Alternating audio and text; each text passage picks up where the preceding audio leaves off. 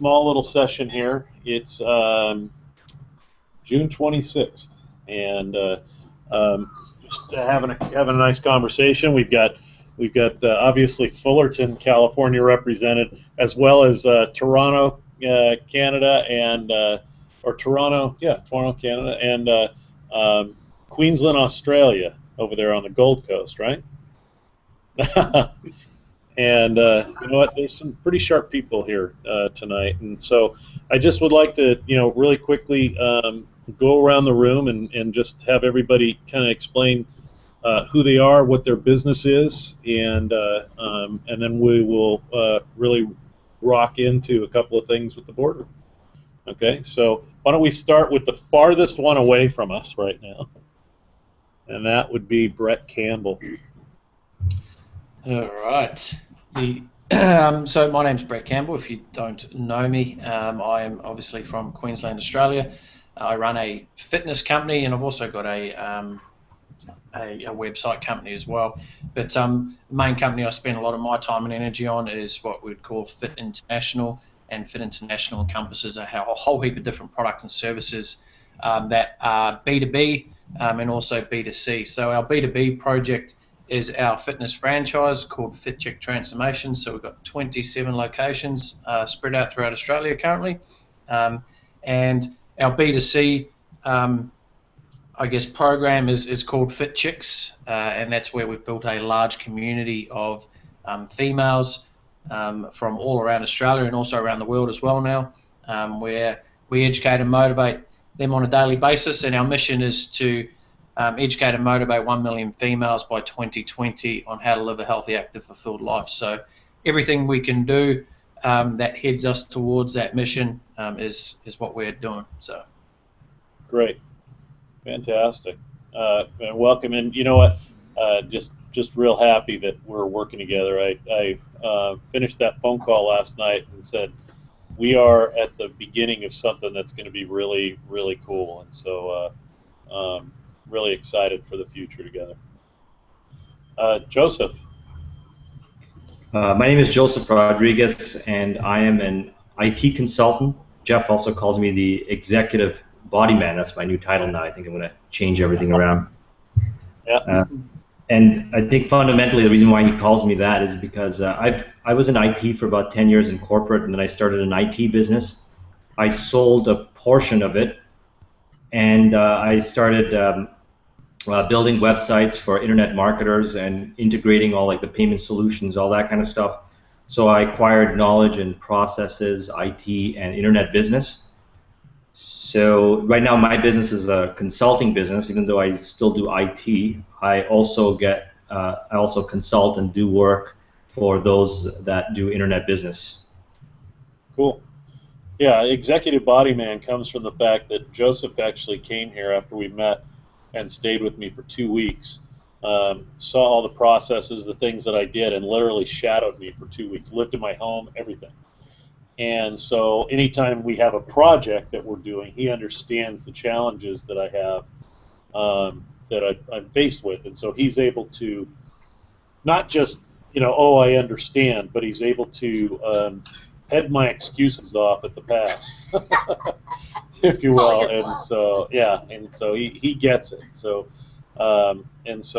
anybody that's worked with him knows that he's got one direction, and that is forward. And so it's been real positive. So, why don't you introduce yourself here? I'm Carolyn Gialamas, and I am with Send Out Cards, and we're an online greeting card and gifting business, allowing people to stay connected to their clients, prospects, referral partners, family, and friends via the U.S. mail. Yeah, the mailbox the inbox we grew up with, right? And the one that people, believe it or not, really love to receive something personal in. Yeah, they do. Makes a big impact. That's great. Well, welcome. Thank you. Mike Hurst. I'm a commercial real estate broker, property manager. Awesome. Vince Vacker, Marvac Electronics, MV Sportscom. We sell communication systems to football. Sorry, I'm not awake. Football, high school all the way up to Division I football. Snap out of it. Exactly. Yeah, and I'm Jeff Moore, and I am president of two companies, International Pacific Seafoods and Wild Things Seafood. Also the founder of Thursday Night Boardroom, and the CEO of Counselor Services Group, and the co-host of the Deep Dive podcast with Brett Campbell and Jeff Moore. And so, yeah, it's an exciting project. But I just wanted to start with a little housekeeping tonight, and Carolyn, you and I just discussed it a little bit here. This will be the last night that we do the hangout and on air together. I think that it's been a good test, and I'm going to continue. We'll continue to do an on air hangout, but it'll be live one time a month, and it'll be on air one time a month, and the on air will actually take place at 6 o'clock at night Pacific time, and the live session will happen at 7 o'clock on the third Sunday, or third Sunday, the third Thursday of the month, and there's a lot of projects. Everybody's got a lot of exciting stuff going on, and that's great. And I think that the boardroom has lent a lot of assistance and support and ideas and connections to people, but it doesn't lend itself for me to be able to do it more than one live session a month and then one hangout a month. I'm just like anybody else. We got a lot of things going on, and I don't ever want this to go away. But it's the fact is that it just there's just a lot of going on in people's lives, and so if we can just narrow it down to one time a month, it's not a people will and create more of a the live session will be we'll be either watching a video of a presentation, we will be hot seating somebody, or having a live presentation here. And if somebody does a live presentation here, that will be recorded and it'll be on the boardroom site. The on-air session will be a hot seat. It'll be specific, and if by the time the on-air session is going to take place, the day before that session is going to take place, if we don't have anybody that really wants to bring a challenge or an opportunity or something to that, then we're not going to do it. There's no reason to force it. And I'm sure that the two guys that are on this TV right here would appreciate that I spend more time on some group projects together and some energy. Not that this is stealing a lot of energy, but there's a setup time. There's some energy that goes into this, and like I was telling Carolyn, I mean, to me,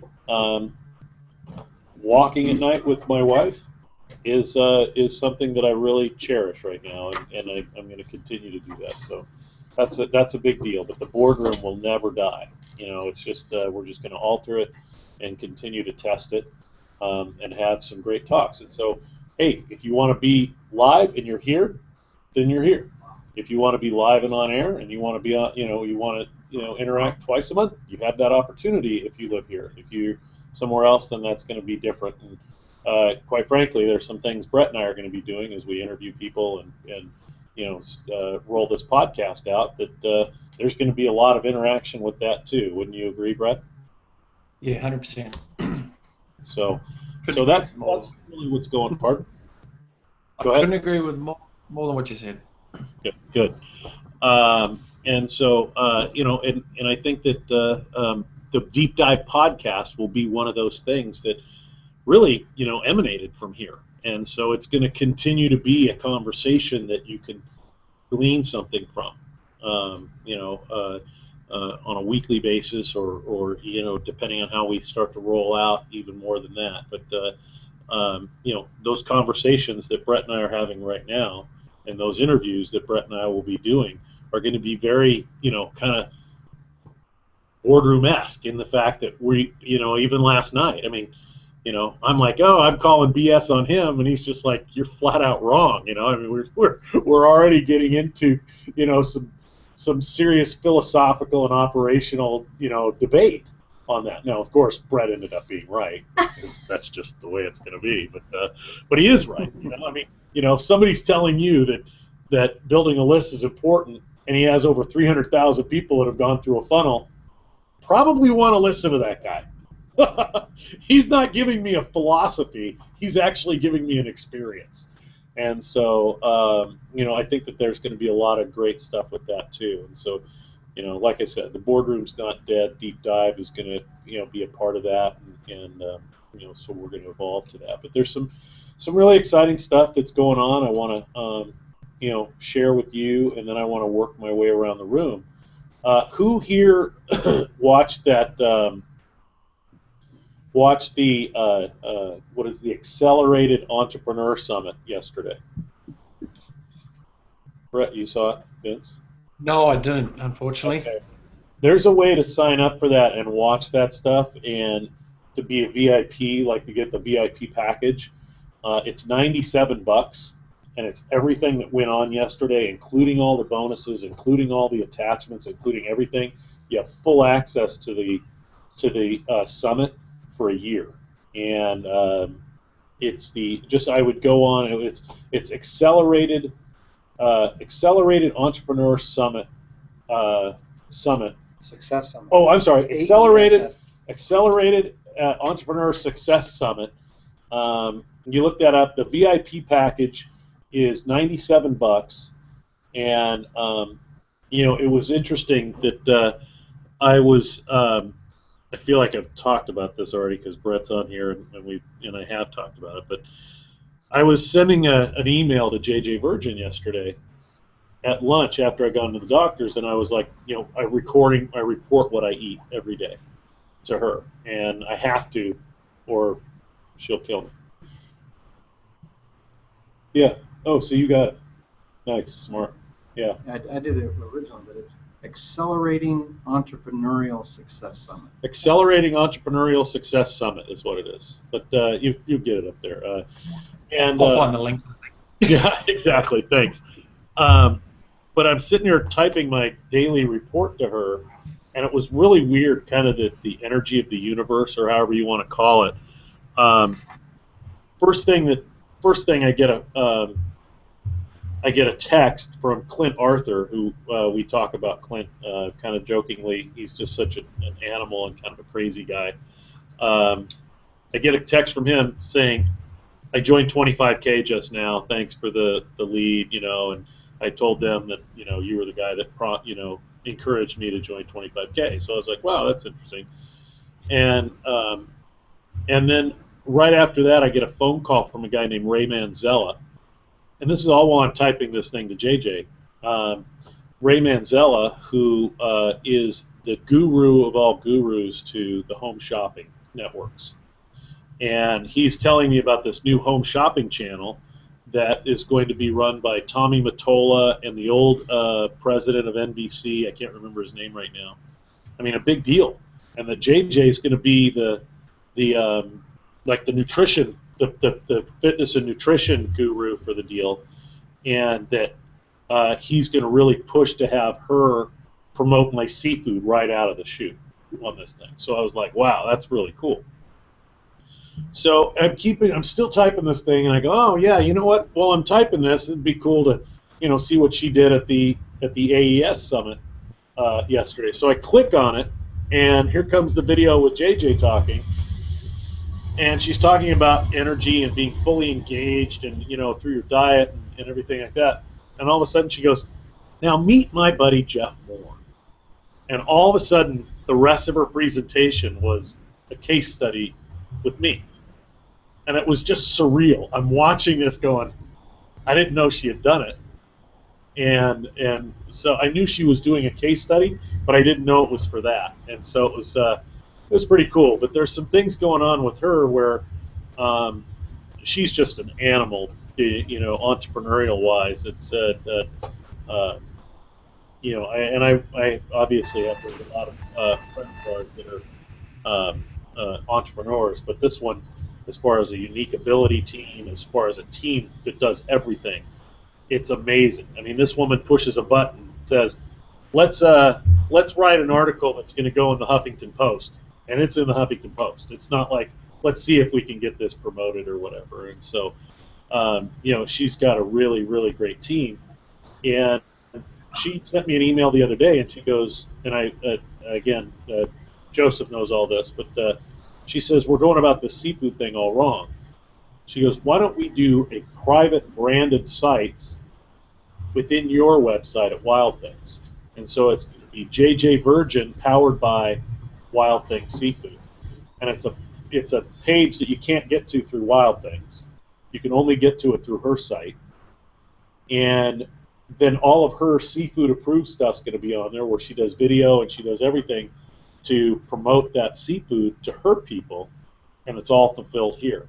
And once we get the kinks out, and we talked about this yesterday, Joseph, I haven't had a chance to tell you even. Once we get the kinks out, we're going to start with hers. She's then going to open the door to 1,500 health entrepreneurs around the United States and show them what we're doing and make the offer to them. But the cool caveat to this thing is that they want to be able to say, okay, if this is JJ Virgin powered by Wild Thing Seafood, it doesn't make sense to have my prices better than her prices. Because they'll just go to Wild Thing Seafood and say, hey, I can get a better deal. Well, on purpose, we're not. We're going to raise the prices of Wild Thing Seafood. People that are in the Wild Things Club will always get a coupon, but the published prices are always going to be higher than the prices on these health entrepreneurs. And people are like, I don't get that. Why would you do that? Well, that's what we do in distribution. I can't sell to Joseph directly and undercut Cisco, so it's going to be the exact same thing. And as people go to the site, my site, and they're going to be buying, my prices at a higher margin are still beating the crap out of my competition. And so it's a really cool thing. It could really, really ramp up. And after talking with Brett here yesterday, that's exactly how it works. You kind of trudge along doing this thing, and it's like seems like the line is kind of not going where people, we talk about the compound effect, compound interest, and all of a sudden it starts to take off, right? I mean, you probably had that with send out cards too. And like Brett was talking about yesterday, that hey, I had this one company, but I knew that we were going to set the foundation for how we operated our business this way, and then all of a sudden that works, and he's able to plug and play. Like you and I were talking about the franchise model. He's able to plug and play. He understands the elements of every single business and the foundation of his business, and so he goes from one business to 16 different businesses in a matter of a couple of years, and the trajectory of his revenue and income has been fantastic. So, there's an excitement, that kind of like that butterflies thing that's going on. And then lastly, there's been a lot of people that I've done gifts for, with the Wild Things packages, obviously kind of in your world too, where people will call up and say, hey, just put a really neat package together. How much would this be to do all this kind of stuff?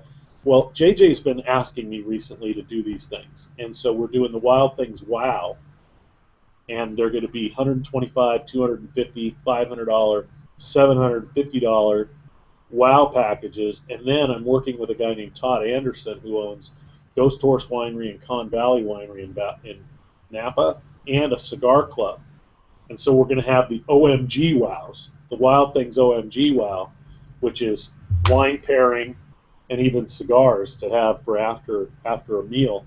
So to be able to send like an entire component, of protein, wine, and cigars to somebody as a gift, to set that up. I mean, it's we're really going to package that up. So those are the things that are going on besides, my wife's business, besides Cisco blowing up and us just our trajectory of that business going. But those are the really exciting things. So that's what's going on. So what's I see that Joe's here. Joe, how you doing, buddy? Let me mute myself. Can you hear me okay? Yeah, we can hear you.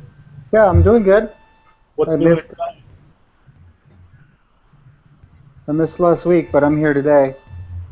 What's new and exciting, buddy? Um, I guess business picking up a little bit. That's exciting, I guess. Okay. Um, yeah, no Particular. big changes. Just a little bit busier than it was. It was a little slow a couple of weeks ago, and then now it's a little bit busy with a few projects. What about you, Joseph?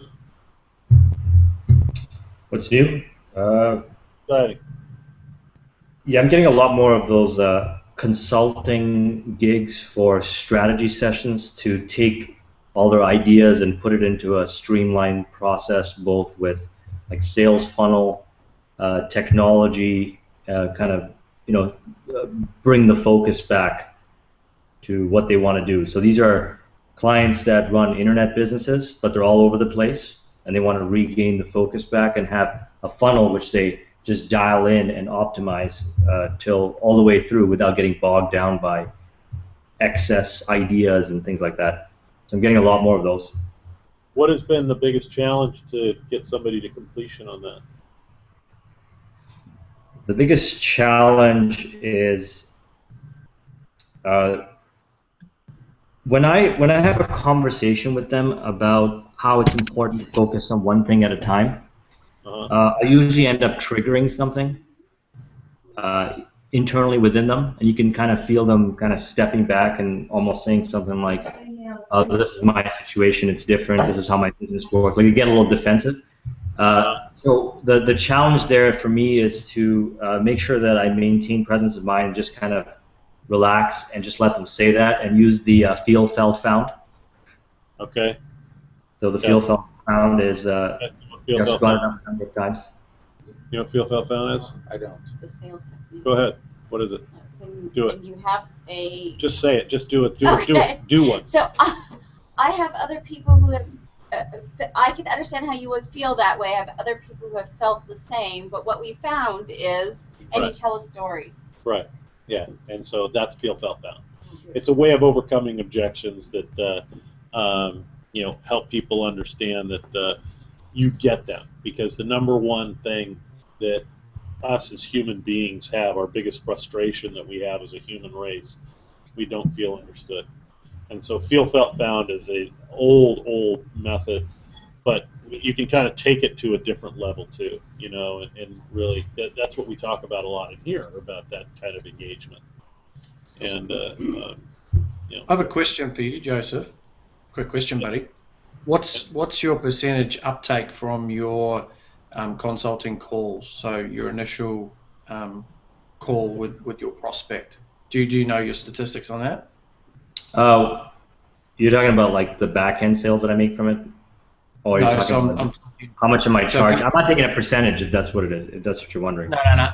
Sorry, what I'm meaning is, let's say you get 10 appointments. Yes. When you're on the phone with these people, what's your close rate? What's your percentage uptake?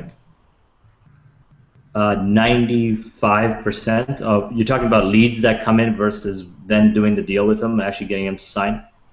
Correct. So your funnel you'd get them as a lead. You would then have your consulting call with them to then get them as a client, correct? Yeah, I'd say about 95%. And it would be even higher than that, because there's one person that Jeff referred to me. A lot of these clients, when they get referred to me for this particular service, they have a lot of stuff going on. They're already all over the place. So there's a lot of follow-up. I've got a process where I used to follow up, which I use Asana, right? So I put them into Asana, and then I constantly follow up with them, and they like that because they want that. That proves that I have what it takes to actually keep them on track, right? So there's one right now that I'm working with and constantly following up. I call him like 3 times a day, actually. But he doesn't mind, and that's what I do until I get the deal. So I would say it's about 90-something%. Now, the reason why it's high like that is because these leads come qualified from my existing clients. They already know that I have this skill, and they send them right to me, and they just pretty much do an introduction email. And Jeff does this a lot. It's, hey, you got to meet Joe. Joe will help you organize everything. Just have a quick call with them. Does that answer your question? Yeah, it's fine. That's great. Yeah, I think that by the time you've talked to, what is the process, Joseph? You've got a video that goes online, or not Oh, that the, kind. the sales process? Yeah. Okay, so this is what I've got. I usually get an introduction email. Then I introduce myself in that email, and I send them a time trade link in which they book time to jump on a call. And I don't, I just say I'll love to learn more about your business. That's it. I love to learn more about what you do. And then they book the call, and I jump on the call with them, and they start sharing about what they do, and then I'll talk about things that I have done in a way that it relates to the solution that they're looking for, right? So I've got the experience, and then they pretty much say, how do I go about getting started? How do we do this? How are we going to work this out? And then what I say is, I've got a video. So what I'll do is I'll send you the minutes from our call right now, because I'll usually give them some info or some insights or things that they can do. And I'll also include a video. Just watch that video. That's the best thing that you and I could do together to get this thing going. And everything that we need to do to get started is in that video. So then what I'll do is I'll send this email out with the minutes and a link to the video. And essentially it's just an optimized press page with a video and a delayed buy it now button. So the video explains exactly what they're getting in the strategy session, what the outcome is and everything like that. And then a buy it now button shows up at like, I don't know, 4 or 5 minutes in, and it just says, to get started, just click on this button, process the payment, and I will send you an email with another time trade link to book our first session. So that's the process. Does that answer, Brett? Yeah, that's great. I mean, you can't argue with 95% conversion. So look, yeah, doesn't matter really what you're doing there. It's the conversion. Yeah, and also, like I said, the 95% conversion is as a result of the leads coming in very qualified. Like they're ready to go. They need that focus. So if we were to look at scaling your business, would you believe that process that you currently utilize would be as effective? Scaling my business right now, what I did actually today was I built a membership site. So on my main business website, live.ca, I put a back office with optimized press. And what I'm deciding to do at some point, and I've had this feedback from some of my clients, is why don't you take your entire process and everything that you do and put it into a course, so that as you start to get more leads in, you can just send them to buy that course, and they can go through the process by themselves if they want to, like kind of a starting point. That's the first step that I'm taking to try to scale this. That sounds familiar, Brett. Mm. So pretty much a lot of things that I would have talked to them about on this consultation sessions. It's pretty much the same thing over and over again, the same thing I say, right? And what I'll do is I'll just take the information and place it into videos. So then they'll just go through that, and I think that will probably save about, I would say about 60% of the time on the phone with them. And then the calls will be even more streamlined right after that, because they would have already gone through the steps, provided that they do go through the steps. Isn't there like a big step there? Like isn't there a big leap there that goes from personal engagement to kind of, here's this program I want you to watch?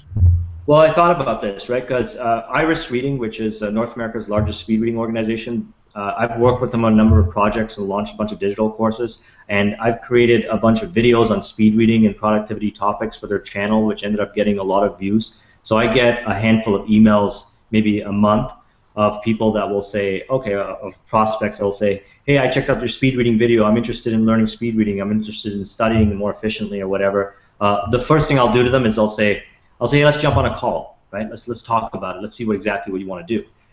Then they'll usually say yes, and I'll jump on a call with them, and that whole call is geared towards getting them to sign up for the foundational speed reading online course.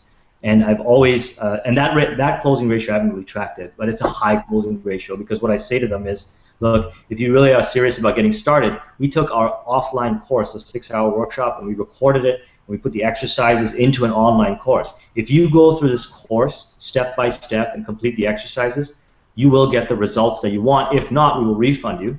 And if there's anything you want to go deeper on, you have my email. We can go specifically deeper into those specific areas, but you really need to understand the foundation, and the foundation is in the online course. So that's the kind of the process that I follow with that, right? So maybe that kind of bridges the gap. What you're saying is that what you're referring to?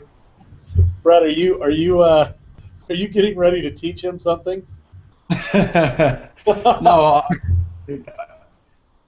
No, I guess for me it's because again I look at the funnel from every step from where they first come through, and we're probably talking about two different things here, because the first thing we're talking about is a qualified lead, and if I remember correctly, that's offering them a consulting program, is that right, or consulting, and then this right here is offering a totally different product, being a the speed reading. This unravels something. So there's a number of different things that I do. I've got a number of different videos and a whole bunch of things that generate leads for all kinds of different types of products and services that I partner up with, and they contact me, right? So just from getting so many contacts and converting into customers, to answer Jeff's question, I'm kind of combining how do I sell an online course when somebody contacts me by email, but except doing that with this internet business consulting deal that I've got going on here. Right? I'm taking what I learned with working with Iris and putting it in here. So that's. Okay. Yeah. So would you say the latter of the projects that you're talking about is your lower end product versus your higher end product is your consulting? Would that be right? No, the higher end product is the build out. So there's a build out that usually ends up happening after the consultation session. Okay. So just so if we're to look at your product suite, what are your products? What are your levels of products there? For which section? The IT and business consulting stuff, or the speed reading, or? Well, whatever you want to talk about. Okay, let's talk about the consulting, the IT consulting, because that's the part that started this whole thread. Yeah. So for that, the product line is the consulting sessions, which gets the framework and everything down, which allows me to. If we take a step back to where, if I was looking for you for your particular consulting services, how would I, one, come across you, and two, how would I then engage with you? So right now, you would come through a referral, because most people come through referrals. I'd say about 90-something% come through referrals. The other would come through YouTube or Facebook. Those are the two other places. And would that come through as an advert or a post, or how would I find out about that? Just a public post. My YouTube videos on my YouTube channel.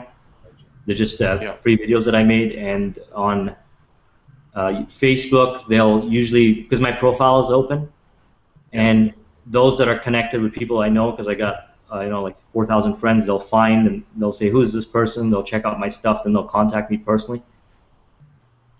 So do you not put them through a funnel, i.e. you give away your lead magnet initially to then take them through your sales funnel, which will convert them even more into a consulting client? Does that make sense? No, I never do that. I never do a lead magnet, because right when they contact me, they're pretty much already ready to go. I just got to get on the phone call with them and get the deal. If I give them a lead magnet, I feel like I'll add more friction for that particular case.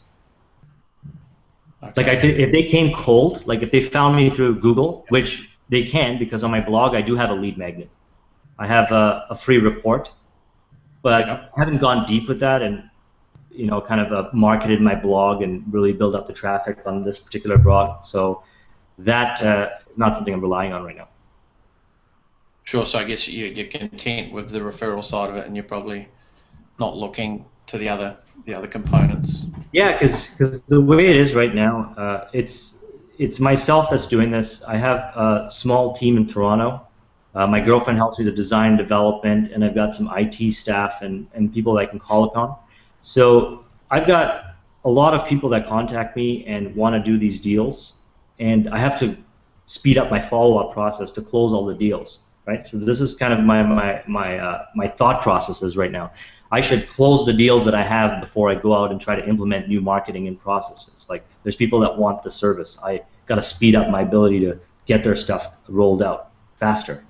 You got, so the fulfillment, your challenge, and we're going to move forward because we got a new member that just walked in here. your challenge, Joseph, is making sure that you're able to fulfill with the quality that you represent, that you want to represent, right? Yes. Okay. Yes. Cool. Thank So you, Brett. That was some good grilling. Pardon? I haven't even started yet, Joseph. I know. I'm like going, geez, this could go But I on. love these. I want stuff. to introduce a new member here. Who are you? My name is Kat, and my company is called Bev & Co. We work with Move in just a little bit. profit management company for bars and restaurants. So, we go in and audit their liquor inventory by counting and weighing every bottle and keg, Wow. compared to their sales, and then we can tell them what happens to every ounce. I'm glad you weren't around when I was a bartender. Yes, we eliminate overpouring and lost sales. That's a huge, huge Yeah. black hole in the when you know it. Oh yeah. But Don't put your head in the sand. how did you hear about the boardroom? Joe Salazar Okay. Cool. invited me. He said he would be here, but Yeah, he might. He might. Yeah, actually, I think he will be. He sent me something earlier too. So, okay. So, Kat, we kind of get like the industry you're in, but you're going to go through the 4 questions that Okay. we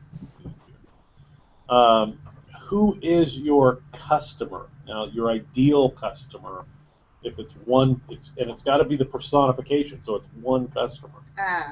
a bar owner is my Okay. customer. And what kind of revenue does that generally do, that bar? Um, Is it a bar like bar, like, or is it Bars, a nightclub? I mean, what is your ideal customer?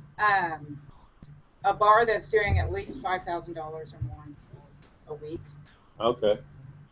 Um, Is that a lot? no, I drank that on a Saturday night. that's a very small neighborhood bar. So Okay. Yeah. Okay. the average is, probably up around 10 or 25,000 feet. Yeah. Okay. Okay. And how does now? This is important to listen to this. How does your customer benefit from your service? But you can't use your voice. You're now your customer, your ideal customer, referring you to somebody else. They benefit because No. You got to I use their benefit. voice. Yeah. because I know what my bartenders are doing now, and I know how much I'm losing every week. How much were you losing? On average, $1,500 a week. For a $5,000 a week sales? It might be a little bit lower, about 1,000. Wow, 20% shrink Yes, they were getting? absolutely. 20% is the Does that happen in restaurants too? absolutely, if not more, because you have servers. Joseph's the one that gives all his stuff away. Yeah. When I put in a full-time manager, my cost went down to 2%. What do you mean? For beer. So, Those girls were just pouring their heart's content. oh, they were. Oh yeah. Oh yeah. Slipping them left and right. Oh wow. And then we put in management. I put in a couple different systems and gained about almost 20%. Good. That's great. So now the last question. He actually served his purpose. We actually saved more money with him than without him. And yeah, that's what you want. That's Yeah, what you want. they pay for themselves. So for me, I can't afford a manager, but I could afford a service. And tell me what's going on. And what do you do that makes you the best in the world in the eyes of your customer? There's no one else that really does what we do. And there's no way to get that kind of detail and really see. I can tell down to 1/30th of an ounce what's been poured from a bottle. Wow. Or a keg. I also have another system that's a beer flow meter, and I can tell down to 1/100th or 1/1000th of an ounce. How did this business start? It started 25 years ago in Canada. Canada, those freaking Canadians. We got guys. We got from Toronto. And we're now a franchise business. Wow. So, And so, did you buy the franchise or? yes. Okay, that's Bought the amazing. North Orange County franchise. Wow. And so, how's business so far? Good. I just started last year, so I'm building. And what are you finding? Like, what is your? I mean, your average is about $1,000 a week in Yeah. loss. What happens to when you are able to find that? What happens? So once we're able to find it, we also diagnose the culture of the staff, and find out whether they're overpouring or giving drinks away. Then we can continue that, keep that in front of the eyes of the owner. They get a weekly report that's very detailed and tells them exactly what's going on, and we want to see, huge improvements.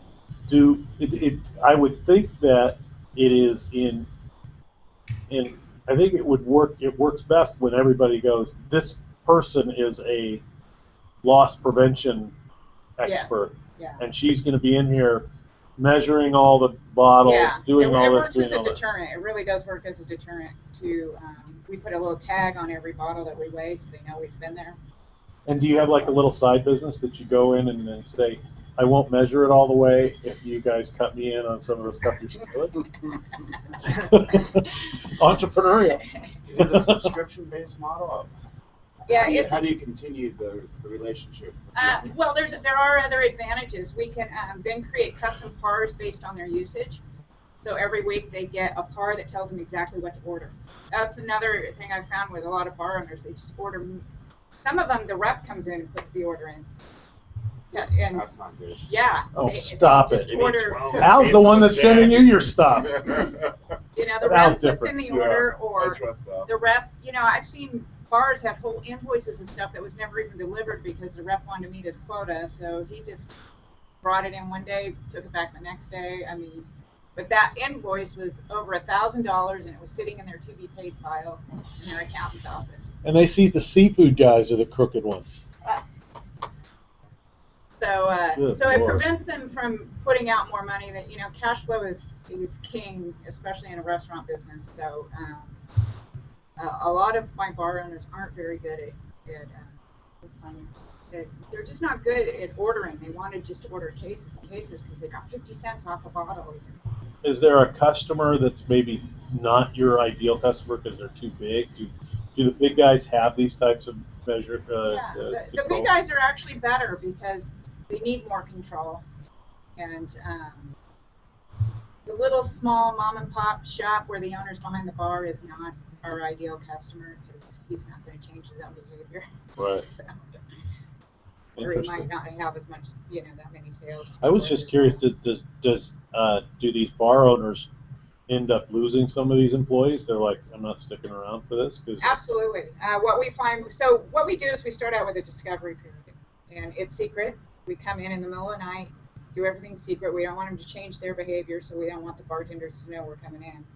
And then we can really tell what's going on. And I can also prove to the owner how much, their return on investment's going to be, how much they're actually losing. I can kind of use that in the future, because a lot of times they feel like, well, we'll get it straightened out and then we'll stop. But we find the bartenders just go back to their old behavior. There's no one monitoring them as closely. So, do you find that putting some of those measuring tools on the pour and things like that help, or? They will help. We do recommend it when you just can't get things in order, but they slow the bartenders down, and there's nothing to stop them from pouring And doing pouring it again, okay. Or pulling it off, pouring, putting it back on.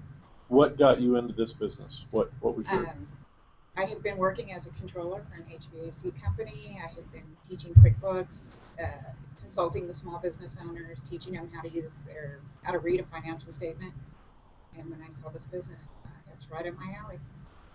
That's great. That's great. Being a bean counter.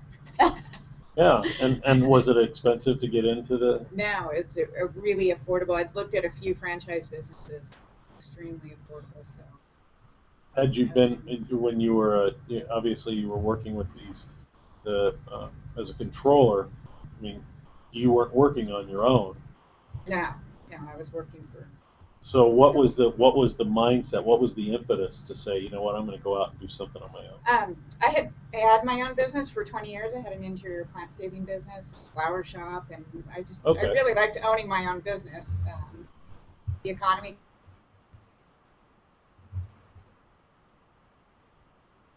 I went to work for DLs, but the whole time I really wanted to own my own business again. So I saw this franchise. Okay, that's great. That's And I great. wanted to go with a franchise because you get a lot of support. Super, super. Your buddy just pulled up. Good. Crazy Joe. Do you guys know the story about Joe around here? Were you here when he got up and ran out of this building? Were you here? We were watching something or talking about something. I think we were watching something, and he had like this spark of inspiration. Like everything came together for him, right, at this one moment. And he gets up, he goes, "I'm done," and he walks out. And we were talking about taking your business 10x is what we were doing. Instead, and the whole thing. And by the way, part of the AES that talk about the Dan Sullivan. I mean, the next session that we have in July, the third Thursday of July, I'm going to show some of those presentations because they are fantastic. We'll probably watch a couple of them that night. I'm going to call them out, but the Dan Sullivan one, and that's where I think we were talking about it, was that people think about doubling their business. And they're like, I've got to double my business. I'm going to work harder. I'm going to do this. It just means a few more out, whatever. And he says that actually taking your business 2x is harder. Here's the chair over here. Is harder than taking your business 10x. Because if you're going to take your business 10x, you actually have to. Let's move everything over this way so we're not. When you're taking your business 10x, you actually have to prepare for that kind of scale. You can't just say, I'm going to work harder, I'm going to work an extra day of the week, I'm going to do these things. It's actually a foundational element. And so this guy gets up in the middle of that conversation. We were halfway through the session. Yeah. He gets up and he goes, I got it, I'm out of here. And we didn't see him for like 6 months. And he comes back in to tell us a story about how he got into managed services, working with Robin Robbins, and who's through Joe Polish and that whole thing that we talk about. And he's a doer. He's crazy as the day is long, but he's a doer, man. And so that's the story of Joe Salazar. So crazy madman. That's it. Well, Joseph, what's exciting going on in your world? Thanks. Store? No. Not. I guess it's not. I guess nothing's really kind of exciting. It's just about making sure that one puts in front of the other. Our store comps for the first 6 months of this year, they increased by double digits, up to 20 to 27%. So there's a whole different tier of expectations that we have to continue to reach. And who's setting those? Me. Okay. And I think they may be a little bit out of. They may be a little bit out of the scope of concept that we're in, but I think it's imperative that we continue to grow. Well, what is it? What I don't understand. You're gonna. Well, I would like to continue to increase the business. I think, the people that I've talked to think that you should be happy with the amount of revenue that's projected for this year, but I'm looking to continue to grow. Okay. So what are the things like what? Let's go back to just 2x. Yeah. What would have to happen for you to double your business? I think I'd have to be on national television. I really do. Okay. I think I'd have to get national Why? television. I went through the process with the Food Network for Guy Fieri. Right? Yeah. This guy. So I was an alternate, but there was a lot of preparation with the producer for about a week and a half on being able to handle the amount of volume that's going to happen for the show. Well, I think, so let's go back to that. Can your restaurant handle double the volume that you're doing right now? It could probably handle, it can handle that. It can? Yeah. Why? What's different now between now and the very opening of the restaurant? We've had employees for a year plus. All the front of the house people have been there for a year plus, and I put 3 key guys that do the work of 2 people on salary recently. Okay. So what I've done is I've isolated them. Usually these guys work 2 jobs. So now they only work for me. So now even if they wanted to leave, it's going to be really hard to leave because they got to not only find one job, but they got to find 2 jobs. And once they're used to the income, Yeah. They're locked in. Okay. We should have them locked in for at least 3. I would say 3 years, 3 or 4 years. And Okay. if that's taken care of in the back, it allows us to focus on. How many seats do you have? We have 88 in the dining room, and we have 45 out in the back.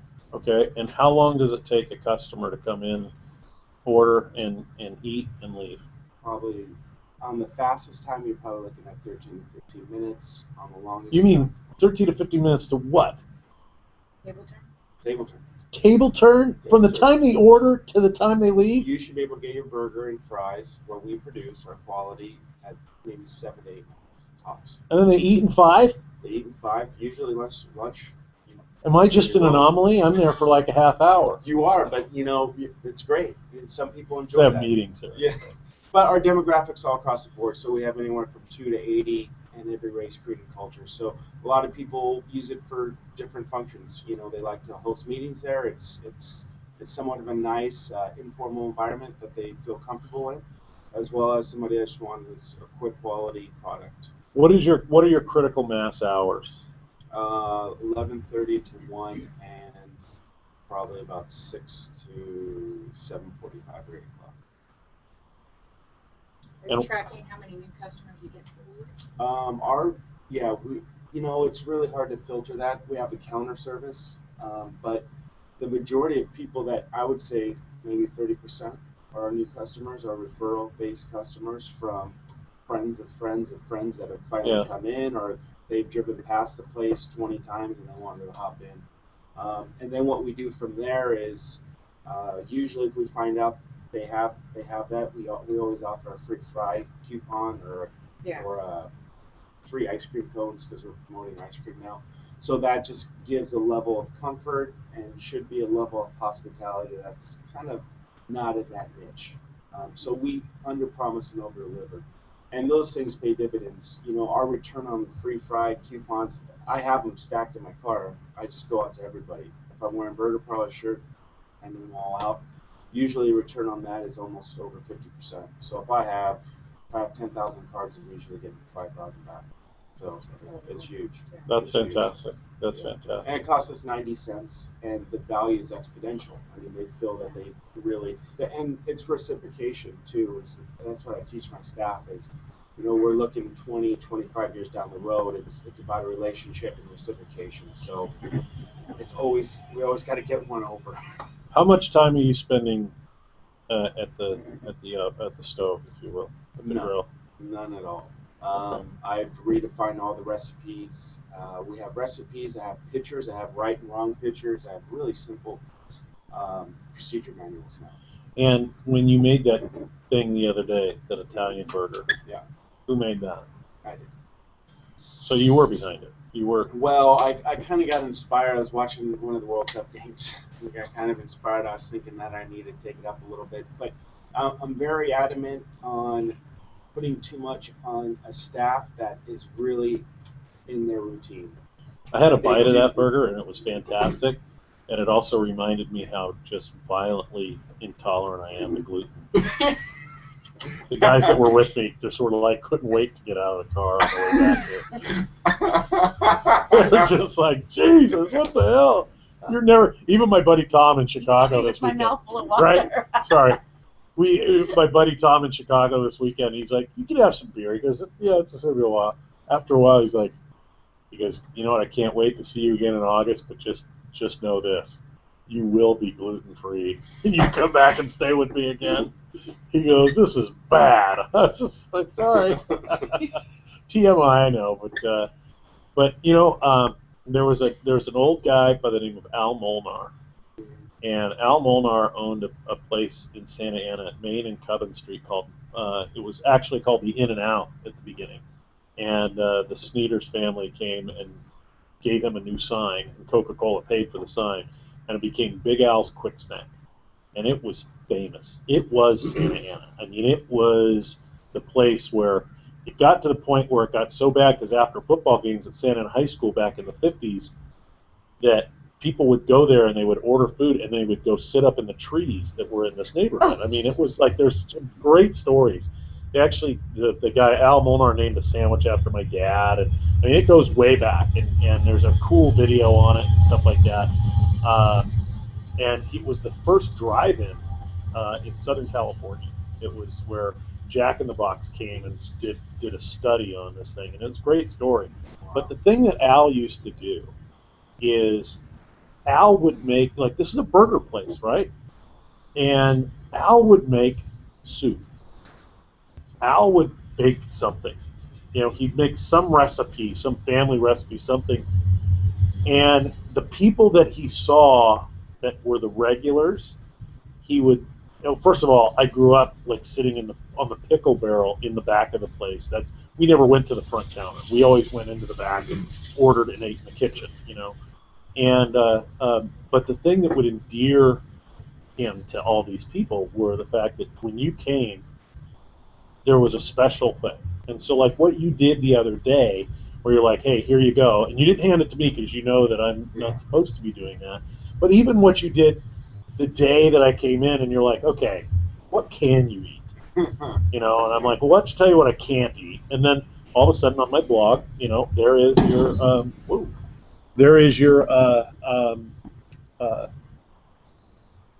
bowl, you know, with the hummus and everything like that. And so it's just that thing that when people like feel special, they feel, you know, not that you're part of the special system, but that you're actually connected with the owner, they're going to bring more people there. Okay?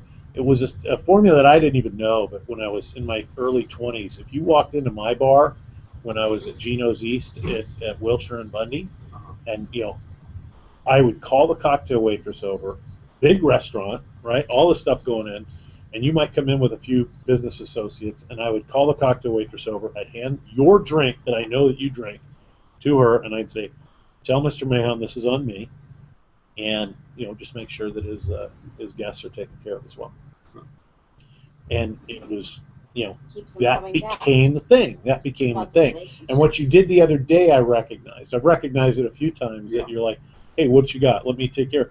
Because you know those people that you're looking out for, those people that you give that little extra to, feel special, and they know that and it's even more special when you treat them special when they brought more people in. And that connection. And I'm telling you, at that point, that's when you're going to have this layer upon layer upon layer. Like Joseph talks about, you know, all of his you know, referrals, you know, that he's got through the boardroom and things like that. Layer upon layer upon layer, and generation upon generation of this network of people are going to be coming in, and they're all going to be coming in because. But it's about, you know, I'm just cautious on putting myself into a corner where if I'm not available all the time, they don't feel that there's any value. Wrong. Good. Wrong. Thank God. It's the same thing that we talked with Brian about. I'm trying to figure out how to scale this bad boy. It's the same thing. Say that again. You train your staff to be the same way. They know who the regulars are. They know that it's okay to give them the special treatment, so that they feel that way regardless of who's there. It's going to the burger parlor that makes them feel that way. You want your staff to create their own little business. It's and they're ambassadors. People in. They're bringing. They have cards. They hand out. They go to the Starbucks counter. Hey, you know what? I work down the street. Next time you come in, make sure you tell everyone you know me. Show them this card, and then everyone gives them the VIP treatment. And but I mean, how great is it to have a business where you don't have any overhead, you don't have to pay any employment tax? I mean, you want to really have them treat it like it's their own business, and build their own clientele that are coming in. They're ambassadors to your business. They are. And I'll tell you, we walked into Benny's Chop House on Friday night in Chicago. First of all, if you went to Open Table, it was booked.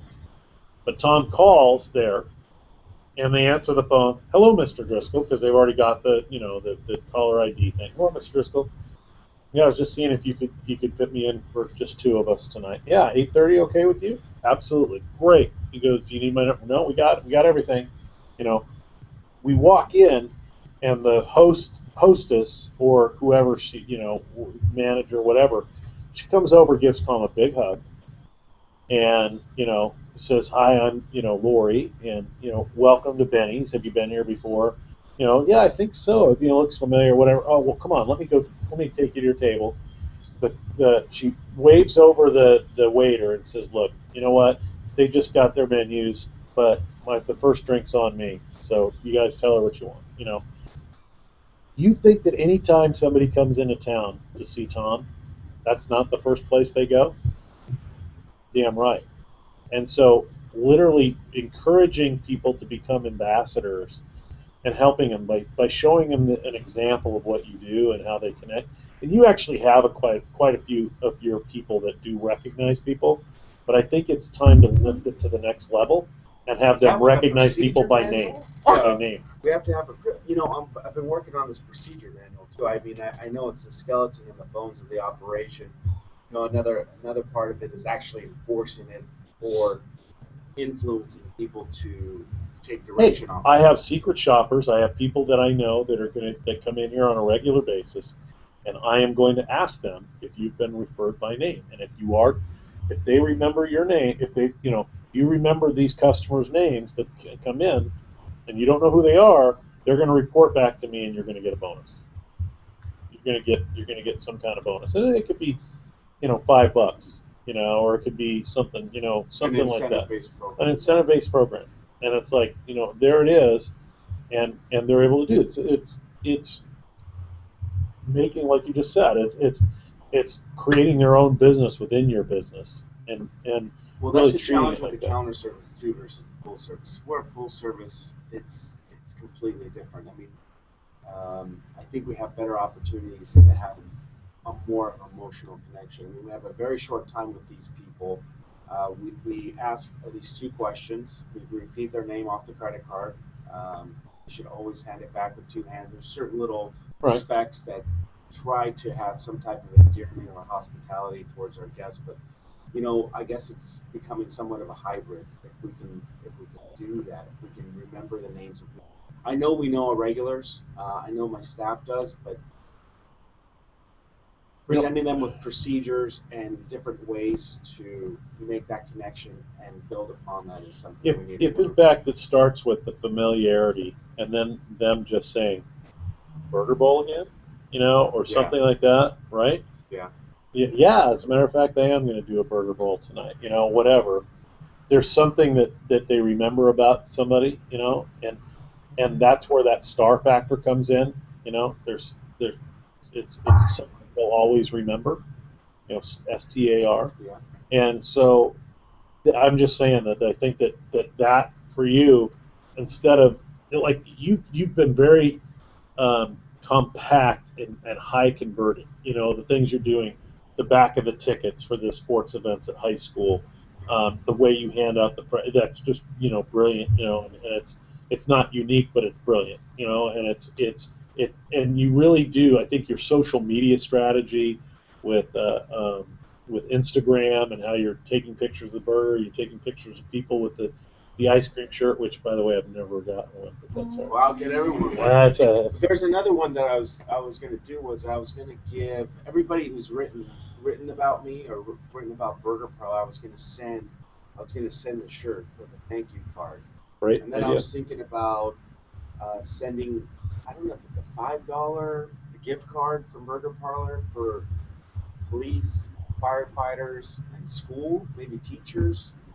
Praising them for their service for the community or something along the lines of that. Something that's really intimate, something that really says that we're on your side, and we could quantify that. I would quantify it by buying them a full meal. If it's $10 is your check average, then I would give them $10. It's just one thing. I mean, it's just one of those. It's not that big. And it's not tossing you $10. Well, most likely they'll come with someone else. Yeah, and they'll bring their family. I mean, that's the same thing behind the Wild Things gift cards, where it's going to real estate agents, going to landscape architects, going to different businesses like that have these transactional elements, and say, here's 5 $25 gift cards to give to your clients upon the close of a house, for Wild Things. However, if you would like to upgrade these to $100 gift cards, we'll gladly sell you 5 at a time, the price of $50 a piece. So all of a sudden they're getting $100 gift cards for $50, and they're like, oh my gosh, well, I know the conversion rate of that $100 gift card is actually truly only 60, it's 62% of the time. So now I'm dealing with, $62 deal. So I've given away $12 to do things. So there's math behind it, but it's also an encouraging thing that starts a funnel that keeps people coming back in and starts an engagement process. So, just keep thinking about how you, we talked about this before, cultivate the acres of diamonds with, the regulars that are coming back in there. And just, if you can just make them feel that much more special, right? The old Lord Chesterfield thing, right? Just make that person feel just a little bit, a little bit better about themselves, and they're going to like you a lot. Well, and I would ask you, do you capture that person's, like your regular customer, do you capture their information? No. You built a contact database. We have almost 3,000 with the texting numbers, but we have no email list at all. And that's. But if you had their contact information, if you had their birthdays and such, and you acknowledge those by sending hey, have a birthday meal on us or whatever. So how, the thing is, I was thinking about strategizing and getting more information from our guests. One of the ways I was thinking about doing it was I had a secret menu, and I was going to put a splash page on our website. And if you wanted to know the secret menu, you have to fill out, obviously, criteria. I guess we could have full disclosure and transparency on that, saying we're trying to build our email list. Obviously, they know what it's for. At the end of the day, this is how people are looking at stuff. They're looking at the phone. Okay, so they're really not looking a lot at the email thing right now. But if there's a way that you can tap into where they fill out something on an app or whatever, and it engages them via text, again, I think that Isaac might have that. I like the text. The I think only Isaac might problem have I some don't of those know things. about the text is when I start increasing and start paying $600 a month on it. Yeah. How do I know that every text went to each individual phone? I don't know that. I don't know any of that. I know some people come to me and said, I didn't get the text. I don't know why they didn't get the text. There's nothing on the back end that says everybody has either picked it up or it's actually been sent. Yeah, or been opened. And I don't know if I want to continue to go down that road because there's a point of no return now. Once you get plus that 3,000, you're going to need to spend $500 or $600 a month, which is fine. Gauge the return? Do you know? Yeah, we get about 17-18% off of the taxes. And how many texts are you sending a month? We don't send many. We send probably once a month. It's probably out to 3,000 people. And then some people are not in this state. Some people have moved. Some people. So it's kind of cool because we're still in their thoughts, or we still give them good emotions or good feelings about our business. Once again, I just don't know if that. I would think that part of your business, and I watch what happens on that. Come to think of it, I haven't seen a text come. I need to talk to you. My credit card got canceled for fraudulent. Wells Fargo cancels my credit card. Oh yeah, no, I was just like, whoa, wait a minute. Yeah, I'd like to get it back with you. I gotta get another credit card. Well, then you just go on the back end, right? Yeah, I'll show you. I can do it after. Okay. And like your assistance. Yeah, that's fine. I've touched the hearts of families and kids by having fundraiser night at Burger Bowl. Yeah, we've done that. We dedicated Monday and Tuesdays to every school or every sport, and we do the dime for dollars. We give back anywhere from 10 to 20%. We have a tier system, so if you get $500 based on your flyers, it's $500. If you go past 1,000, it's 20%. So we have a tier system, and I think we've gained a lot of families that way. We've had a lot of people kind of rediscover downtown Fullerton a little bit more because they all think it's just a bunch of smelly bars and debauchery at its finest.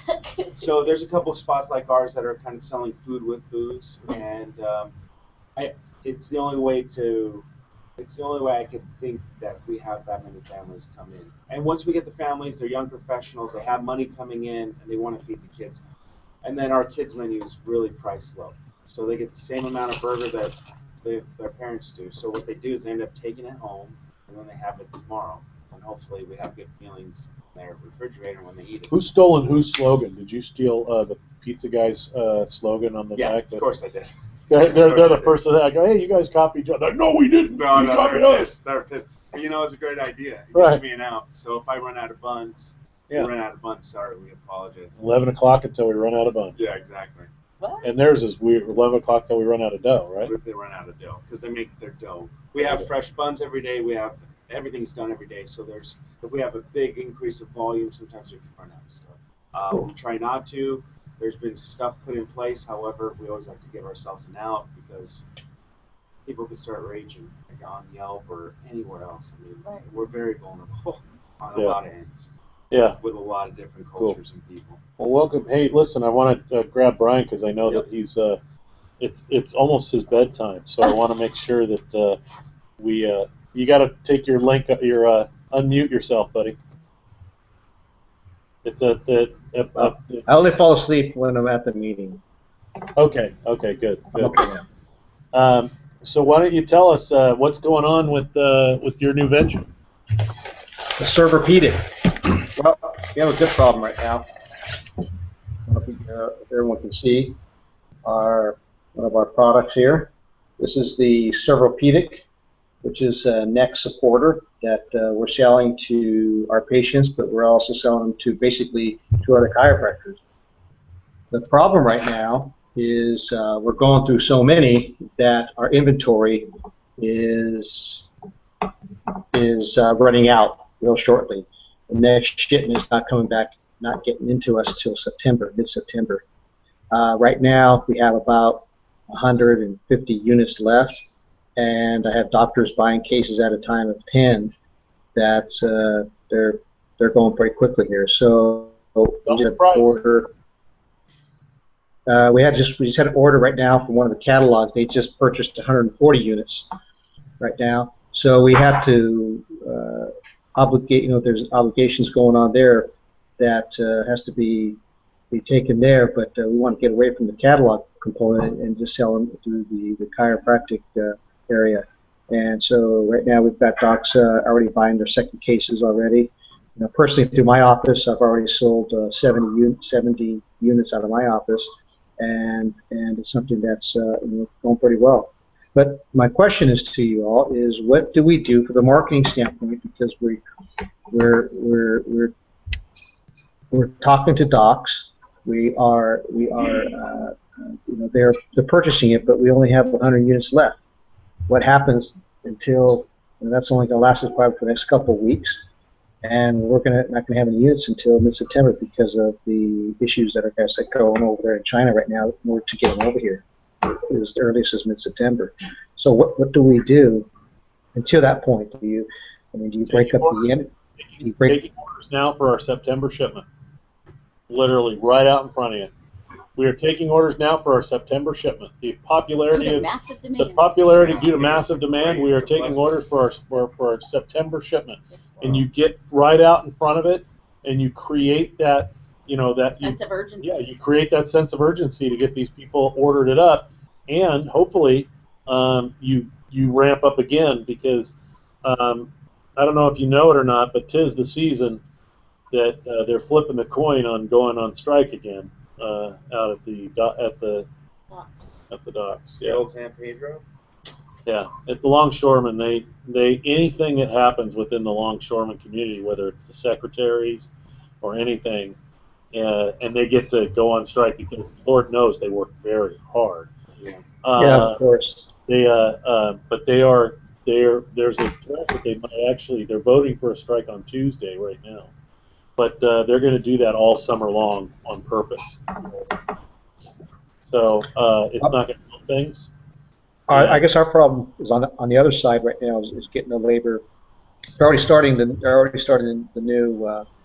They're already basically starting on the product already right now, but to get it over here, that was the problem that Ed and I were talking about, was to decide, all right, well, do you slow the momentum? Because right now, do we tell anybody right now that we're running low, or do we just, once we go low, then once we're out, we just tell everybody, okay, we're out now we're taking orders for the September shipment? Wait, you're out. you're okay. Whether you know it or not, you're out. Right. So, do you have a like Godzilla in your house or something like that? Or? That was I think it was a motorcycle driving down the street.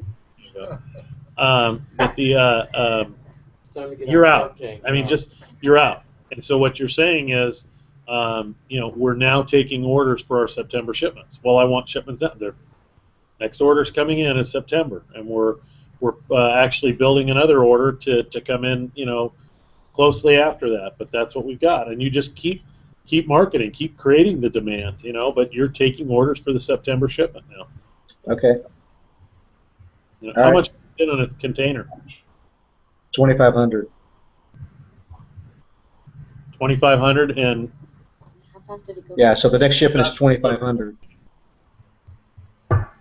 How fast? We can order more, but actually with the shipment, that's what Ed wanted to do, so that's what we're doing with 2,500.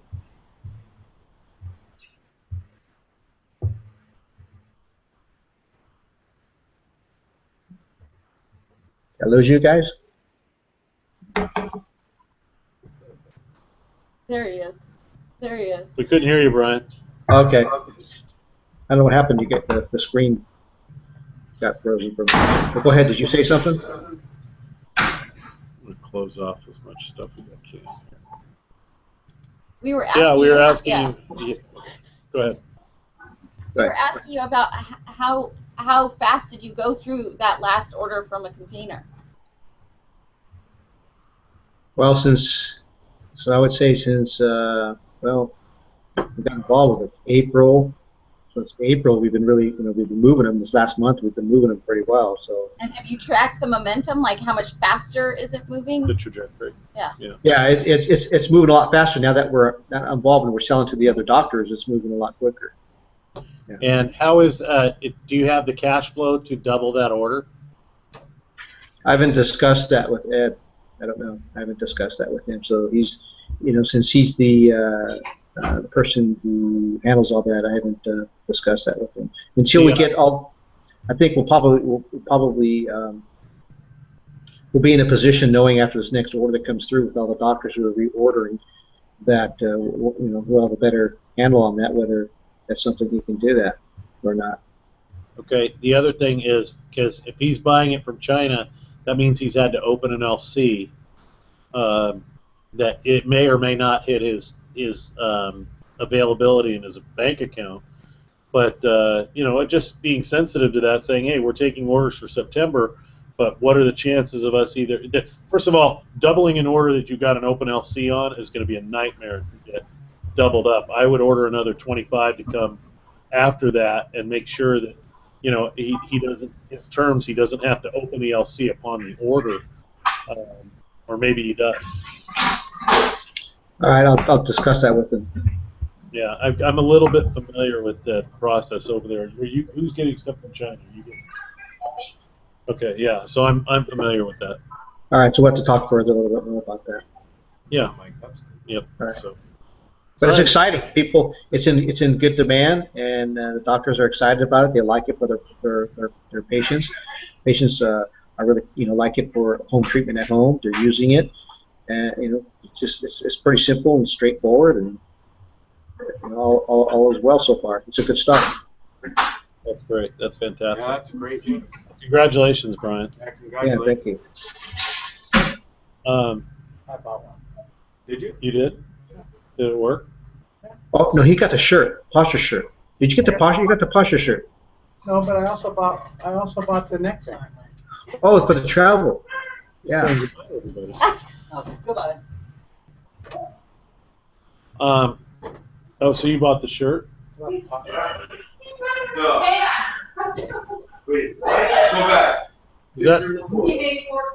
that? Where's that noise coming from? Is that your house or is that? Oh, that's Cannon and Caswell. There you go. Well, congratulations. Anna, keep it down. Later. Why don't you just mute yourself and then we'll talk more about that later. Okay? All right, thanks. Thank you. So, Miss On Time. one that came, the only one that was here on time, by the way. You're wrong. My Actually, clock said 7 o'clock. Joseph showed up on time too. Joseph was on time.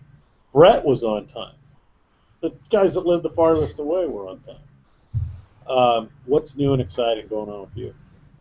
Big challenge this month for me with my Send Out Cards business. I just came back from a convention at the end of May, and we are going to be launching a social media platform where people are going to be able to share cards and actually send cards through social media. So that's going to be a whole new arena. We're actually part of the beta test.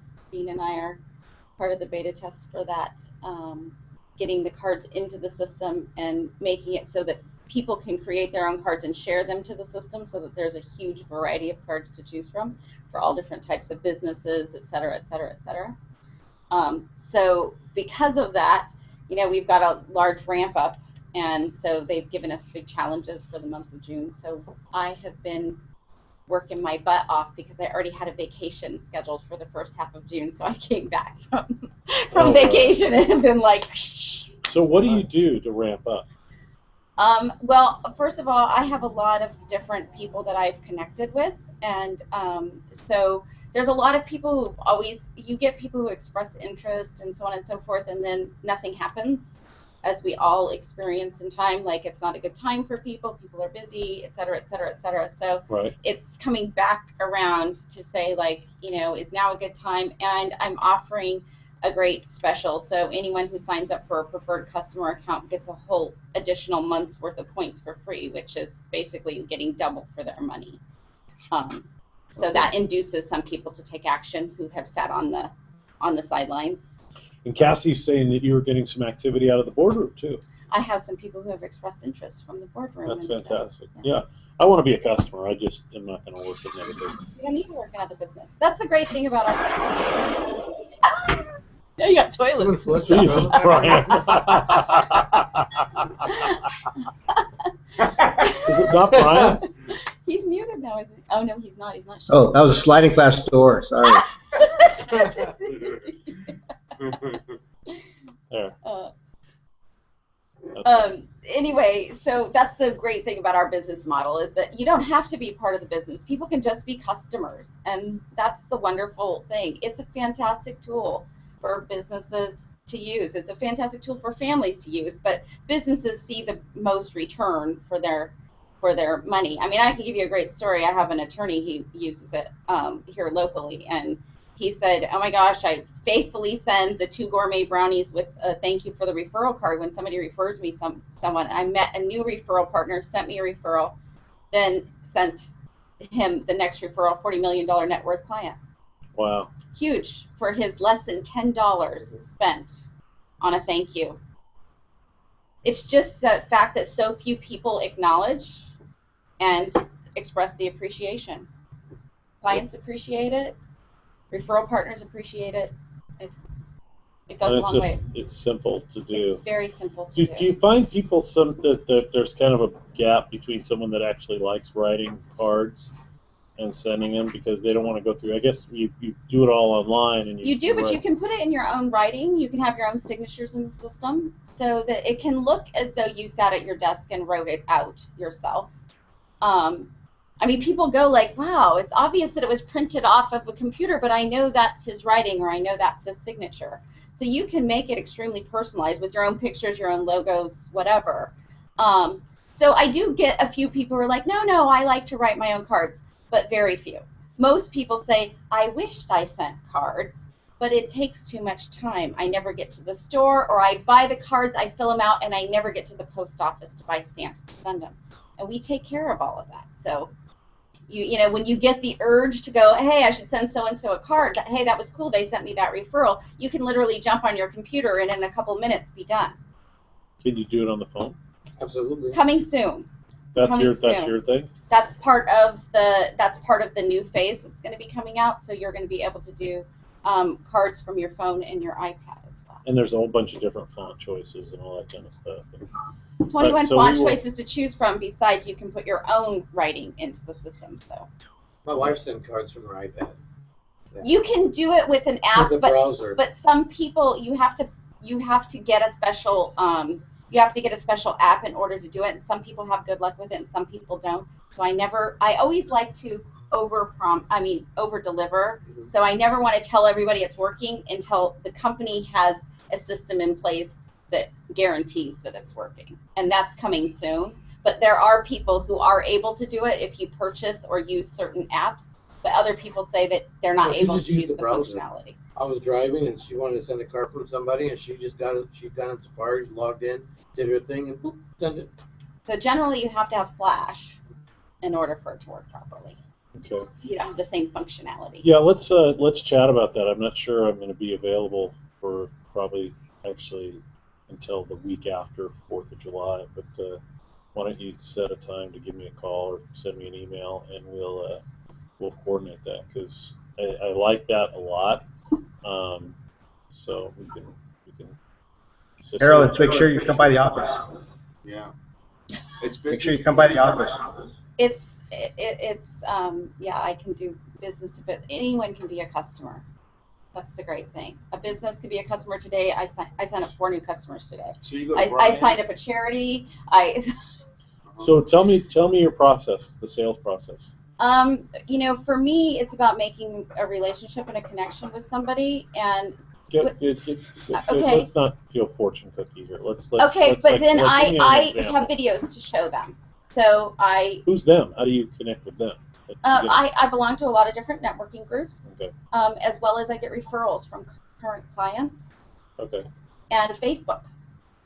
Like, I have somebody who I connected with on Facebook, and she started posting all these photography pictures that she took, and they were amazing. I mean, she took awesome shots while she was in Yosemite, and so I just posted her, hey, these are stunningly beautiful. If you don't already have, I said, if you have a Send Out Cards account, you should be sending cards out with these pictures on them. They're awesome, and people would love to receive them. And so then she said to me, you know, she messaged me. So you have the ability to put your own pictures on these things, right? Yeah, we need to talk then. Yeah. Why don't you call me? Are you available Monday afternoon? Yeah. Why don't you come in here? Okay. They're great for Christmas cards. They're great for everything. Yeah, I use them for Christmas cards, though. You can get Christmas cards done to as many people as you want in less than an hour, regardless of how big your list is. Seriously. For way cheaper than any of the other Christmas card services, because that's the other thing. It's extremely inexpensive to use. Yeah, so why don't you call me and let's set something up for Monday afternoon. So you go You know to your Brian. sale. Brian gives you a list of all his contacts. Actually, I give my customers, I set them up with their own accounts. So essentially, you have your own account, your own username, your own password. You put in your contacts. You can either import them or add them one by one. You put them into the system, and then you can group your contacts in our system. You can do all of that. You can create campaigns on there. So a campaign is like, hey, I want to send the same Christmas card to 250 people. Here, I create one card, and then I click, these are the people I want to send it to. Done. My wife uses it for like her clients. She sets their birthdays and everything on the anniversary day when they bought their house, and she sets it all up. She's a realtor. Then, pays for everything. Realtors have amazing success with this. Their referral ratio goes shooting up. Every time a personal hard copy that gets mailed. Yes, that's a real physical card. I mean, literally, you're going to receive in the mail a card. Tuesday at 2 o'clock. Tuesday. 2 o'clock. Thursday, 12:30. Monday, I'm playing California or CPK. So this is your product. That's an example of my product. They put this on. They filled out all. I created all this on the computer. I created it all, and then they did the printing, the stuffing, the stamping, the addressing, and the mailing. I never touched the actual card. Hey guys. To my person. Yeah. That I want to send it to. Hello. Tuesday at 2. Tuesday at 2. Send Out Cards sends brownies as well. Yes, they do, and they're awesome. But he's gluten free. He can't receive the brownies, right? I just got a bunch the day I started going 1 year no sugar, so that wasn't much fun. I gave them to my kids. Oh, sorry to hear There you that. go. What a handsome picture, Jonathan. Yeah, that Thanks. is a picture. Thank you. You're naked in your regular picture right now. I know. And I have 4. Is 4 o'clock okay? Let's see here. If I want to sign up for this, do I need to sign up through you, or do if I just log in? No, you sign up Yeah, through her. sign up with them. If you like her, you sign up through If her. I sign up, you sign up through me. Okay. No, you're going to be a customer though. You said you don't need another business. Okay. So is this How a about 2 multi-tier o'clock market? on Wednesday? And how do you like multi-tier marketing? I like it when it's done properly. What time on Wednesday? It looks 2? great when you're at the top. 12:30 on Thursday for me. Okay, 2 o'clock on Wednesday. Yeah. I can do 2 o'clock on Wednesday. How come I can't cancel this one that I just did? Okay.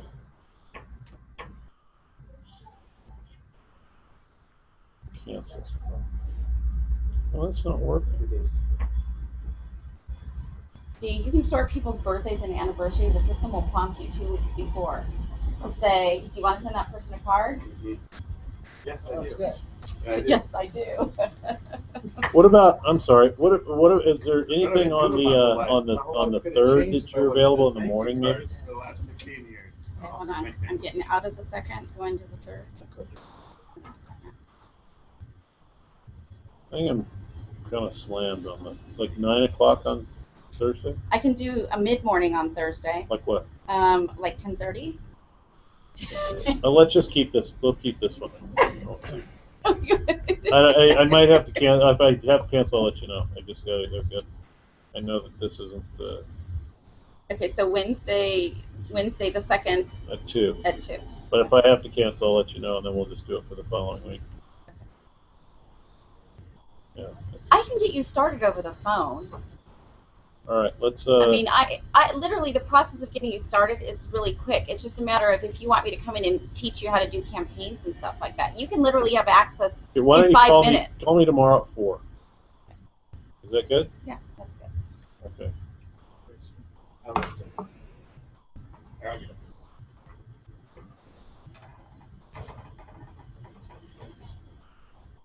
don't use it as much as I should, but I have a dentist client. He uses it religiously. Just boom, boom, boom, boom, boom, boom, boom, boom, every day. Tries to go now. And one of the first things when he gets a new client in, one of the first things is to get all the information from the thing and put it inside of His contact manager. yeah, not just and then put their birthday and put their anniversary date when they first came and visit him, and everything gets sent out. So tomorrow.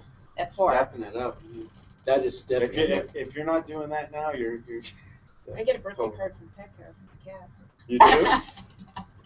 What number do you want me to call you? It's like if you don't get Cell a birthday 714 card, there's an issue. 936-5302.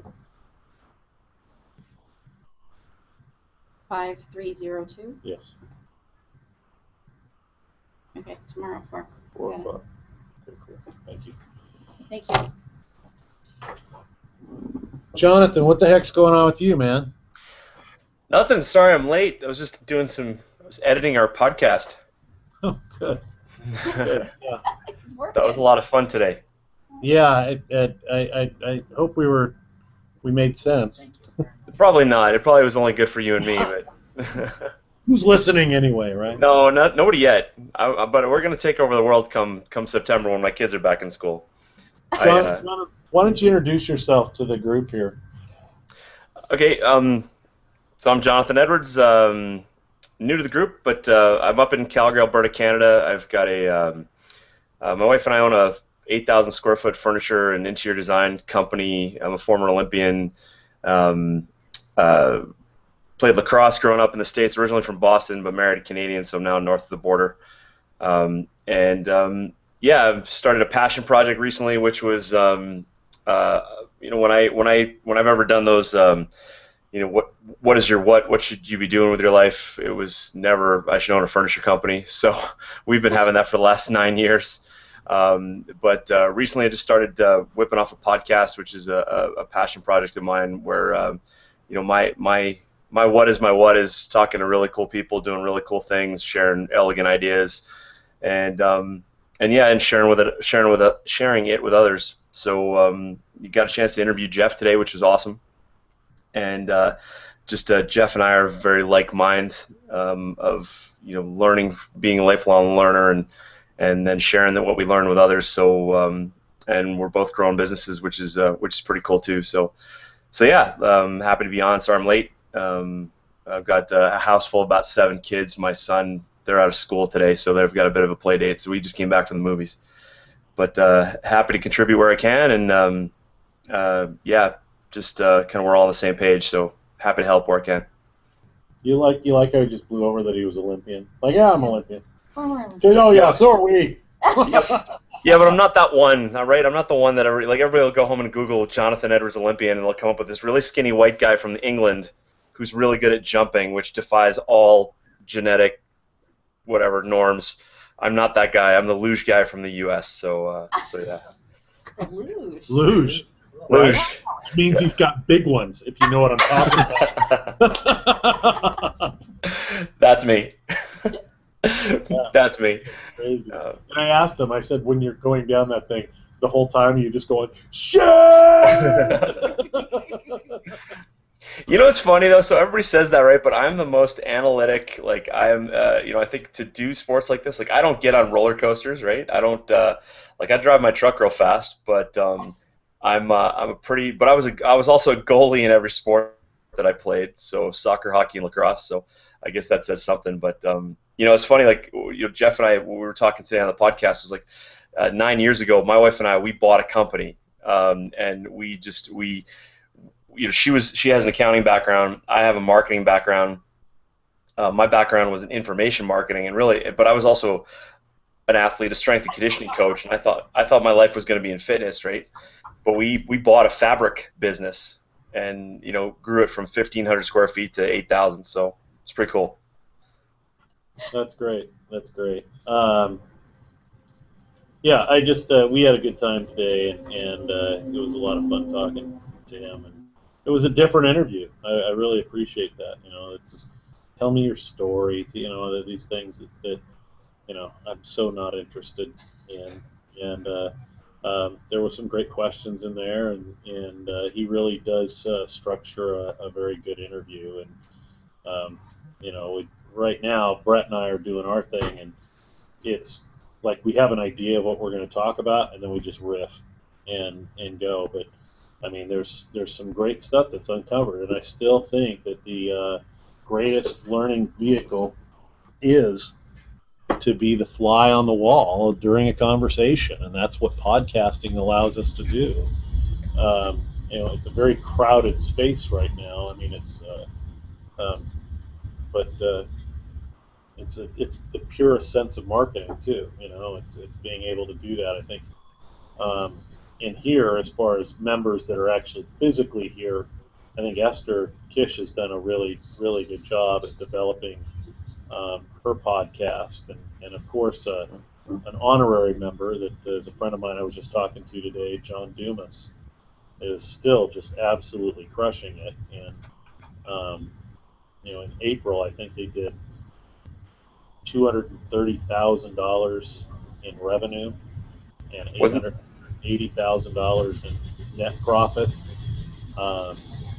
in April before they left on their trip, and on a free podcast, and he started his podcast September 21st, 2012, and he didn't make a dime the first 5 months doing it, which he hadn't expected, but then started, and so you can imagine that to go the type of trajectory that he had. So there's definitely a lot of great stuff in podcasting, but the one thing is like, oh, well, how much money are you making from that podcast? I think that kind of exposure and the conversations that happen between you and your guest open a lot of doors. And before the boardroom tonight, had an opportunity. It was going back and forth with. Who's heard of Brian Kurtz in here? Here. You know Brian is, right? Oh, yeah. And so Brian and I were going back and forth chatting about stuff on email, and I for some reason I've gotten into a pretty cool networking circle of some pretty obviously some great people here, but some people that you see like on TV and and some of these bigger events and stuff like that. And so, um, you know, you just keep going. And I will tell you, and like Jonathan was just saying, that learn to teach, teach to know and share with passion is all about giving, right? And that's what we talk about in here is giving. And we're forgive me for not allowing you to do the fortune cookie thing, but people want to know. I mean, we don't want to know, hey, I I I've got a lot of relationships. Well, yeah, so do I. But right. what is it? Like, what's your move? I mean, we hate to talk about that because we don't want people to think I've got to move. I mean, it can be a move. It can be an authentic move, right? And so Jonathan, like he's talking about his what, and your business called You, right? Is that what it's called, Jonathan? Yeah, the business called you.com. We'll be live in September. The business called You.com, which really talks about the foundation of your business is you. Doesn't mean that you have to be doing all the heavy lifting all the time, but you, and how that business runs as a reflection of you. And so, that's what this is. That's what the boardroom's about. I mean, it's about how are we sharing cool stories about how we provided great value. Vince over here, Mr. I'm Sorry, is literally one of the greatest, value benefits and assets to these colleges, university, athletic programs, football programs, high school. When they call Vince Vacker for a question, they don't hang up until Vince has answered their question, but that Vince has also answered all the questions they should have been asking. And to me, think about that phone call that you have when you're calling someplace and you're like, I have a question. And then they answer your question and then you hang up. And then you're like, whoa. But before you hang up, the person says, wait a minute. So what are you working on? Okay. Well, have you dealt with your frequency modulator when dealing with your 6th and 7th football coach? The hell are you talking about? Okay, cool. Let me just help you with that. You're going to experience significant degradation in that quality, dealing with this particular frequency in that particular stadium. And so there is a workaround that we can help you with, or let me just tell you what you got to look out for. And all of a sudden the guy hangs up going, shit, right? He just told me something I didn't even know I didn't know. And now, because what do people like to feel? Valued. Smart. When they're in a conversation, right? When you've made a decision to do something with somebody, like I make a decision to use send out cards, at the point of the decision is really the beginning of that process, right? If we recognize that it's the beginning of that process, and now all you're going to do is validate my decision and make me feel smart for that decision. All the things that people are going to say, why are you doing that? You're going to help me understand what I'm going to tell, right? The old Tom Sawyer thing or Mark Twain thing. There's 2 reasons why people buy something, right, or do something. There's the reason they tell you, and then the real reason. And so you're going to help me tell the people, like, the reason. You're going to help me give that reason. And I just think that what he does is everybody that's done business with him feels like they've made the best decision. And he continues to validate that thing. And, there's this trajectory like we were talking about earlier, and it's taking off. And there's just, I owe you that email, but I've still got this purple folder with all these, connected dots and things around it. But it's just, it's the essence of that. And I think Jonathan represents that. I think everybody in this room represents that. I think that you deliver a tremendous value for something that people didn't even know was there, and it's just, that's a big deal. And I think we continue to look at that, even talking with Joseph tonight. How do we, drive more business? And, a lot of people say, well, gosh, I'm going to go out and I'm going to get the new customers. Those new customers are following your regulars into your business every single day. And I think that that's really important. What's new and exciting going on with you there, Skippy? We hit 150,000 members for new videos, and the online business is taking off. That's. Did you get together with Steven? I haven't yet. I thought he'd be here tonight. He showed up on the online thing. Just for those that came in late, and I just want to make sure you know this, Brian, you know this, and Joe and Jonathan. We are going to have, we're changing the scope of the boardroom, okay? Those that have been around for a long time, it's going to become, the live sessions will become more like they used to be. We'll watch some stuff, we'll collaborate on it. What does that mean? You know, kind of take us to a new level of thought, and then get perspectives here. They're not going to be online, okay? We're going to get back, because I think that there's still members that were here that aren't here anymore that are more comfortable sharing within a group that they know is staying here. It's not going to be a recorded session when we do that anymore, okay? There will be an online session, and it will be, you know, an on-air deal that will be recorded. If we're doing a presentation in here, we invite somebody in, like Steve Sims that spoke yesterday at the conference, the summit. He's like, can't wait to come in here. And so we'll figure out how to do that and be able to, you know, broadcast what he's doing. But Steve Sims is like the ultimate guy. You know, when you've got a guy that gets you in anything, Steve Sims is the guy that you call, like he's like a McEntee, but he can do anything. You know, hey, I want Van Halen to play in my backyard. Okay, I'll get that done for you. You know, Sweet. Yeah. You want Sammy or David Lee? Yeah, right. But so he's a guy, and actually he's so great at it that he's spoken twice at Harvard about it, and he speaks, you know, publicly about it all the time on how he gains access to all these types of things. So, you know, that's his a guy. Business? Yeah. How he gains access? Yeah, it's Bluefish, thebluefish.com. And he's a brilliant guy, and he'll be a guest here, and we've got to figure it out. But the thing is that the live stuff for me, it can only be once a month, because we are going to bump up the interaction, bump up the guests, bump up the activity that's going to go in here. I have to be able to just do it once a month. I can't do it every other week. But then on that off week, like we talked about earlier, we're going to do an on-air session. But if we don't have people that are coming on air that have specific topics, there's going to be a thing that, you know, hey, that kind of a, you know, an invite that goes out, and people responding, like, what would be, you know, what would be your topic? What are the things that you want to discuss? How do we, you know, what specific challenge? It's coming back to me, but then you're going to be on air, and we're going to go through it, and you're going to get probably, you know, 6 to 10 people that are going to converge and work with you on your deal, and, you know, you'll be, you know, to the extent that, you know, maybe we'll have 1 or 2 tops that will be part of that, and if in fact there's nobody that is going to have that particular challenge or opportunity or something that they want to bring to the boardroom, then we're not going to have it at that one.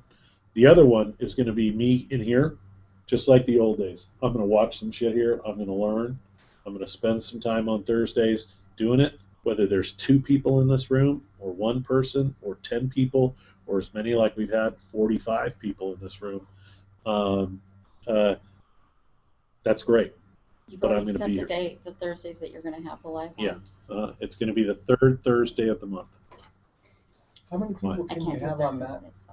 Oh, then we'll just change No, everything. I'll have to try to I'm do the just kidding. online stuff when I can. Why can't you do 3rd Thursday? Because I host a meeting for Oh, okay. my send out cards on the 1st and 3rd Thursdays. So There you go. Oh, sorry. it's all right. First Thursday, third Wednesday. Yeah, there you go. So anyway, that's what's going on there. You know, and I guess I'd like to kind of go around the room and see, you know, and by the way, and Jonathan heard me say this today, I cannot stand when people call me and say, how can I help you? You know, and I think we've talked about that a little bit in here. When did that become my burden? Right? You helping me, when did that become my burden? Right? You want to help me, tell me what you're going to do to help me. But I do want to go around the boardroom, and I want to say, there's people that have been here before, and that's I want to get your kind of input on what you'd like to see the boardroom become live, just the live, when we're talking about the live here, and then the on-air. I guess the on-air thing is going to be what I say it's going to be. But we want to fashion this thing for, if you've been here, what would you like to see again or coming up? If you haven't been here before or you haven't been here a lot, what are some things that you would expect from a group like this that that you've heard, or an idea, or something that you've experienced? I've had plenty of people walk out of here and do significant business after they've walked out of here. There's been connections in here, people doing business together. Vince Reed, when he got in here, was doing, not that the boardroom had a lot to do with it, but he does credit a lot to the boardroom. He was doing a solid 5-figure-a-month business, when he got into the boardroom. Yeah, five-figure-a-month business. 4-figure-a-month business. It was a solid high 4-figure-a-month business. He's doing in the mid 6 figures a month now business, right? And so, I've heard his input on what he'd like to see the boardroom become again. And I think we really want this to be a destination, and we want it to be like, I'm not missing that, and so why don't we start with you there? I'd like to see the hot seat again, but not just a hot seat, come in, throw them in the hot seat and start asking questions, but they have a structured set of things that's going on in their business and something they'd like to see happen in their business. So, growth areas, expansion areas, stuff like that. So it would be a series of questions that what is the specific thing that you're facing, but beyond that, we would also want to know things that are going to take them out of their own framework, like right. The conversation we said tonight. What has to happen for you, Joseph, to double your business? And it's like, well, I got to get more people. Well, can you handle that?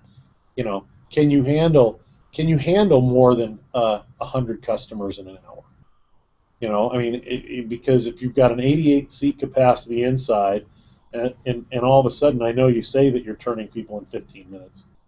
Bull crap. The best. You're going to show them a video. The best, yeah. Right? Well, the only issue we have on a side note is that, the place could be packed, and we're very transparent on that block. Now, we have Sushi Momo down the street. Those guys are sitting there camping out for 3 hours. We've already turned two full turns. And I would like it to be less, so it looks and appears full throughout the whole night as people are driving by on a Sunday or a Friday or something along the lines of that, because the perception is reality. Well, okay, but I think there's I don't want to talk about, and when they're on the hot seat, that they're prepared to have answers on how to go to 10x, how they can double their business, stuff like that. Well, and I think the other thing is, I don't want to talk about stuff in the air. I think they need to bring, like, what are your materials? Yeah. How do you sell? What do you do? And really kind of pull it apart. Well, no, I think I've seen people have things that weren't shown in the boardroom because they were going to get crucified. I think that's a good point. I think people need to bring the marketing materials and bring things out. And Sean Nitson was in here and had a bunch of stuff from his company that night, and he brought that one horrible box, remember, with the half rope, and he had all this other stuff in there that he just did not want to pick up because this is going to kill me. I'm done. Well, you know what though, and because we didn't make it an official hot seat for him, and I want him back in here because I think that because I think he'd be solid, but I think there's a lot to be said, and again, not that anybody's kind of evil that's online right now, but this thing's being recorded, and I think that has a lot to do with people's candor. When they know that this is not being recorded. I mean, when Molly Fitzgerald was in here and she was talking about her business and kind of some sensitive nature about that business where you're selling, memorabilia, from Star Wars and things like that, from the creator of that, she doesn't want that thing to be recorded. Yeah. And I think that this was a place that became, kind of a safe place. And I think when you record something, it's not as safe as it used to be.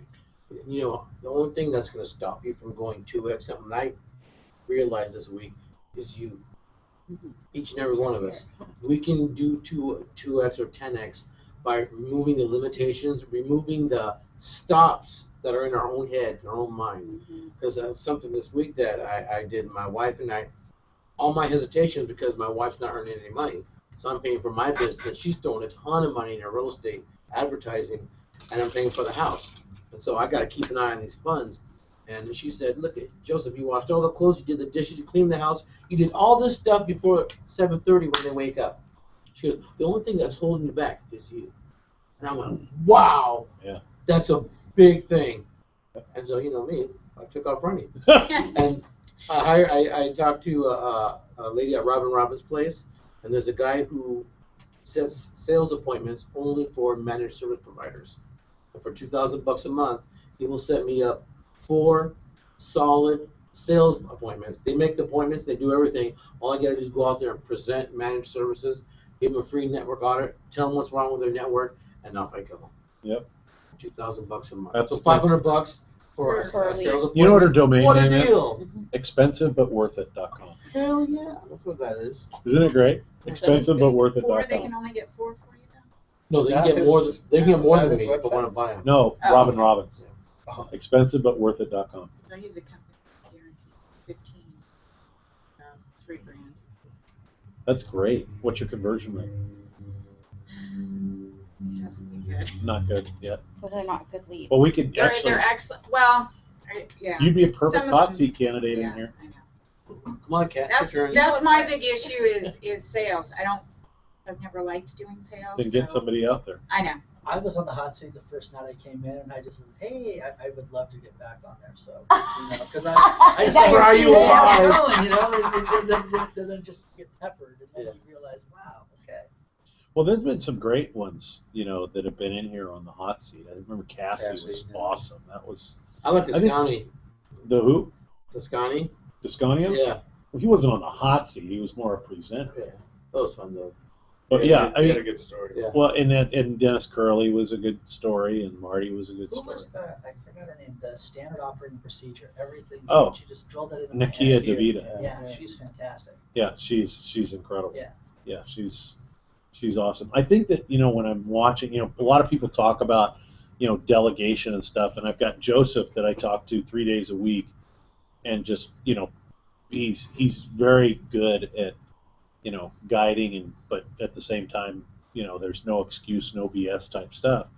But I've got to the point where I've seen so much of how JJ runs her operation that she's only doing those highest and best use, highest. But I mean, we all talk about that.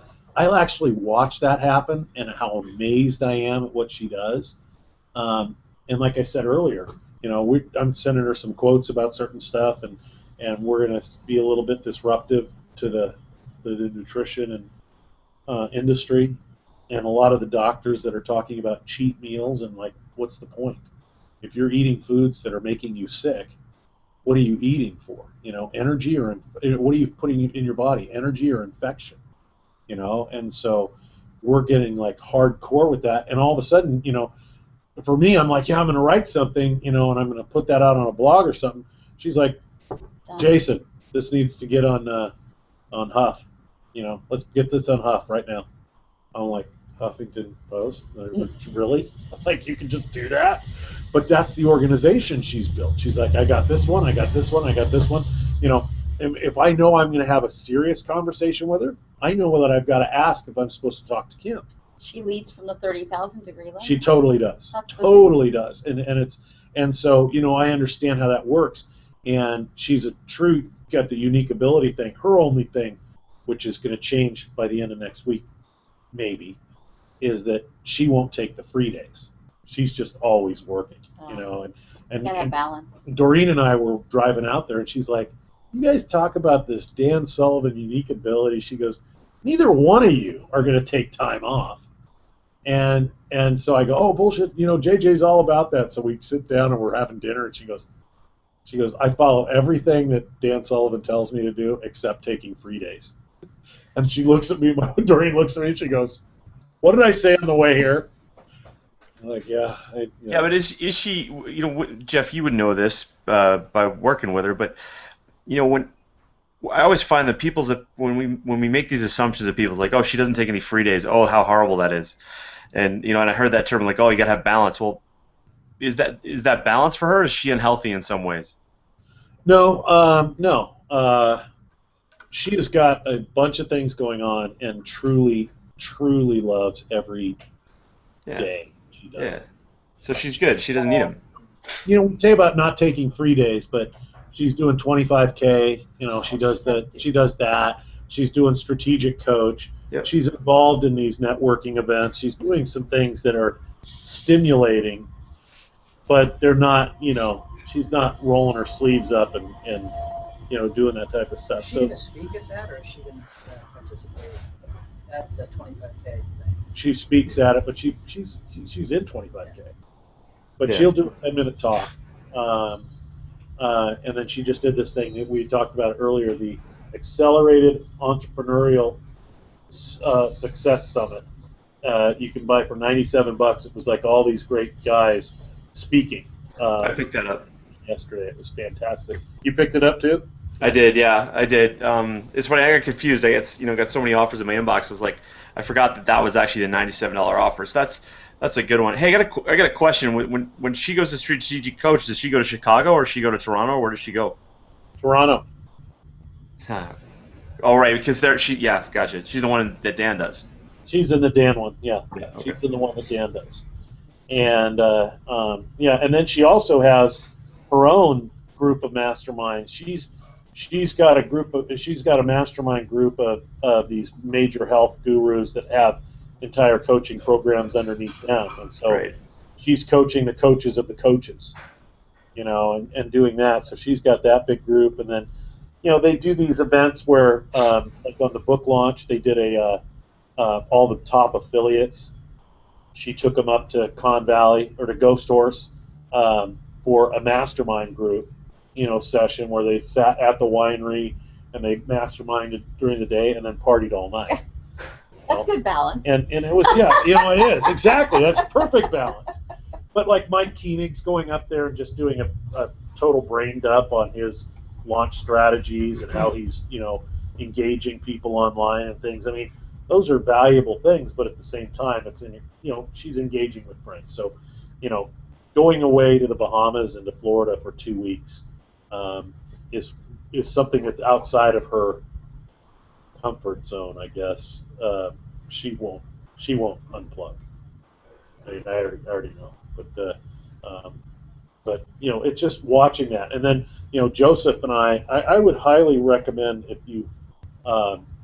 And whether it's Joseph, who I do recommend, but getting somebody that could shadow you, and consult with you, and Joseph's not terribly expensive, but to be, kind of that body man and see what you do, and then be able to add that added perspective of how to gain more leverage in what you do. So at this point, I'm getting to the point where I used to be the butcher, the baker, and the candlestick maker. Now I understand that I really, truly only need my team to do 80% of the work. And then I can do the final 20. And I can work with them in the final 20, and then ultimately they do 100% of it, or 95% of it, and continuing to do that. And the first thing we do when we look at like hiring what happened?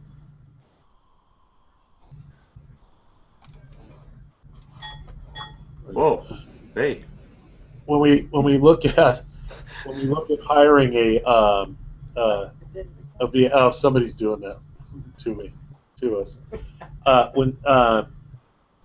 When we're looking at hiring a VA, like what would they do? I don't know, $500 for 160 hours a month. Figure it out. I'm sure there's stuff you can think of them to do. I think that like Kat's talking about, I'm not really good at sales, but you're very good at analyzing what's going on. You're very good at the delivery of that, right? I love working with my clients. And so it's really important to find somebody that might be a good salesperson. Maybe a guy that like is a bartender, at Or night. someone who is in the any kind of restaurant sales, dishwashers, whatever. Well, I mean, even maybe some of these, in about 2 months, there's going to be a massive purging of the food service world in that, U.S. Foods and Cisco are merging, or Cisco bought U.S. Foods. They're going to dump probably 40% of the sales force. Yeah. So you're going to have people that understand how to get in the back of a restaurant. They're going to understand how to talk to people. So those are coming up. But I wouldn't, Dan Sullivan. I keep mentioning Dan, and I think that's okay. But Dan Sullivan talks about if you spend your life working on strengthening your weaknesses, you're just going to die with a lot of really strong weaknesses. Yeah. It's just they're not going to become your strengths. And so why not recognize your own unique ability? And there is that leap, right? Like, hey, can I afford to pay somebody? Yeah, you can afford to pay somebody if they work on commission. And so and there's plenty of people that you can find to do that. It's just the trick is finding them. And so that's a big challenge. But anyway, the boardroom is we're going to wind it down here. You're saying hot seat. I was going to say hot seat. The only thing that I would, in your sitting where you sit, is getting. I think there's a lot of people that probably have things to say, but there's a few people that, and now that you've got the online, well, maybe you're not going to do the online. I'm not going to be doing it here. Live is going to be live. But getting everybody, like, maybe chiding people along to give input that they're maybe not raising their hand, or they're raising their hand, but somebody's just talking about that. Good. I appreciate that. Yeah, I agree. Call them out on it. Well, I'm not talking about you. No. I think me too. Right. I'm good with that.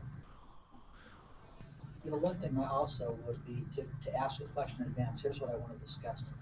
Here's what I'd like a question on. My sales are blank, or here's my marketing piece. I want to know what you guys think of it. Something like that up front, so people can know. I'd love input. To know that I could ask a pre-question of you, and you can say, okay, bring it up this way to the group, something like that. Yeah, right. And we've done that, and I think that, for me, like when I look at stuff, I'm like, you're up to 150,000 members.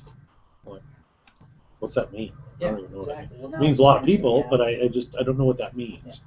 Yeah. And what you can do with that. It's talking to Brett last night. We're in kind of a debate because I say, hey, look, if you don't have a product or you don't have something to offer, who gives a crap how big your email list is?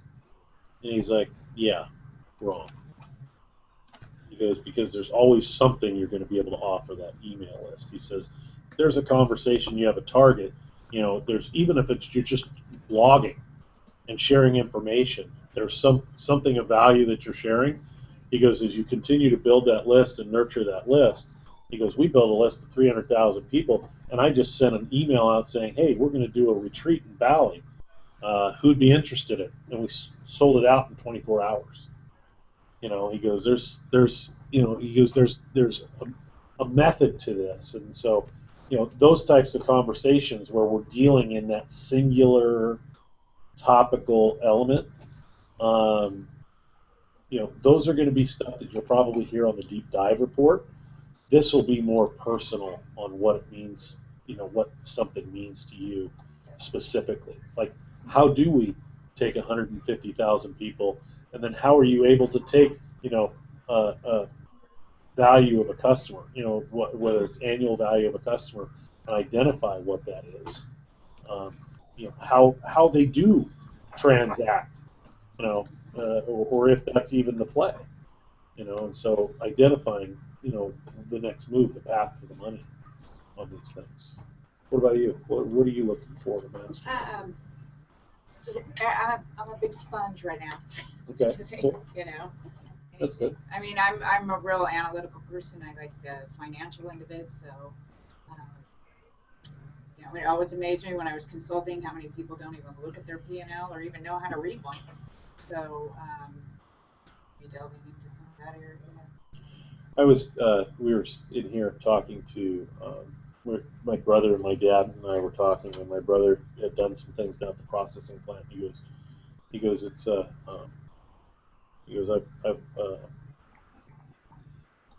done some things. He goes, it'll only save us about $40,000. He goes, so it's not that big a deal. And I'm like, just so you know, that's the equivalent of $2 million in profitable sales. You're saving 40,000 is like me going out and finding another customer, a profitable customer, for $2 million a year. It's like, whoa, and it gave perspective. So you adding that type of financial, acumen to this thing is a welcome, welcome addition. So I appreciate it. What about you? Well, I'd like the format where we watch a video or we have some material, and then people pick up on something. We pause it. Pause it and talk about it, and it's always 3 or 4 people that have a spin on it that's worked for them, that just feeds me ideas or allows me to see some insight into how that I can make that work for me. And believe me, I am not in a shortness of supply. I don't have a shortage of supply of that type of content. I mean, I get so much out of it. Okay, good. We're going to do that because a lot of people have told me that. We are going back to that. Yeah, I love stuff like that. Cause just people will say stuff, and I'll pick up. It'll be one thing. One person says, plus one. Because of you, every time I've seen anything with sports, I'm looking at their reviews. Yeah. Okay, wow. Hey, that one is different than that one. My son's 13. He's like, look, what's that? I don't know what they are. So That's great. Sold all of them. That's great. So if I go on Facebook, I know every member of the boardroom, what they do, who they are, names, numbers, email addresses. No. So just from my perspective, I'd just like some transparency with who's in this group. I'd like to know your names. I'd like to know your businesses, and if I could contact anybody for whatever networking services that could be available. Jeff, that's one thing I wanted to bring up. There's a couple people that have been in the boardroom, and I want to connect with that person, and it'd be nice to have a master list. Joseph. And Joseph. Talking to me? Yeah, this Joseph? Because I know there's 2 Josephs. Yeah, I'm sorry. Yeah. And Joseph knows me too, because there's Jonathan, there's Joe. There's Joe. 3. Okay, Joseph. Joseph sounds like the Lord. There are a lot of Joes tonight. And Son of the Lord. Could we do a? We probably could put another site up that could compile that database for us, that we can send somebody to a link, and it would do kind of the questionnaire deal. Yeah, and then we'll talk about that. Yes. And then we can just post it on a simple. We can use one of the things that I own, I'm sure, to have that kind of access. Yes. Okay. I'm just taking note of it right now. Okay. Cool. And one other thing, a revolving library. I don't know, give a book, take a book, or something. I love books. Do you know how many books are out? Somebody you got jacked on. Oh no, the one night we had the book staff that we just gave us stuff. That was great. I read. Oh, okay. Yeah, I believe me. Well, and I've got stuff too, Jeff, to share. I mean, Oh, by the way, who has ordered or started to read, or both? The Obstacle is the Way. I got it. You did it? Okay. I'm reading it right now. Yeah. The Obstacle is the Way it will change your life, and I know that that's an overused phrase. What's it called? The Obstacle is the Way, from Ryan Holiday, the guy that wrote Trust Me, I'm Lying. Oh, I read that book. but the obstacle is the way.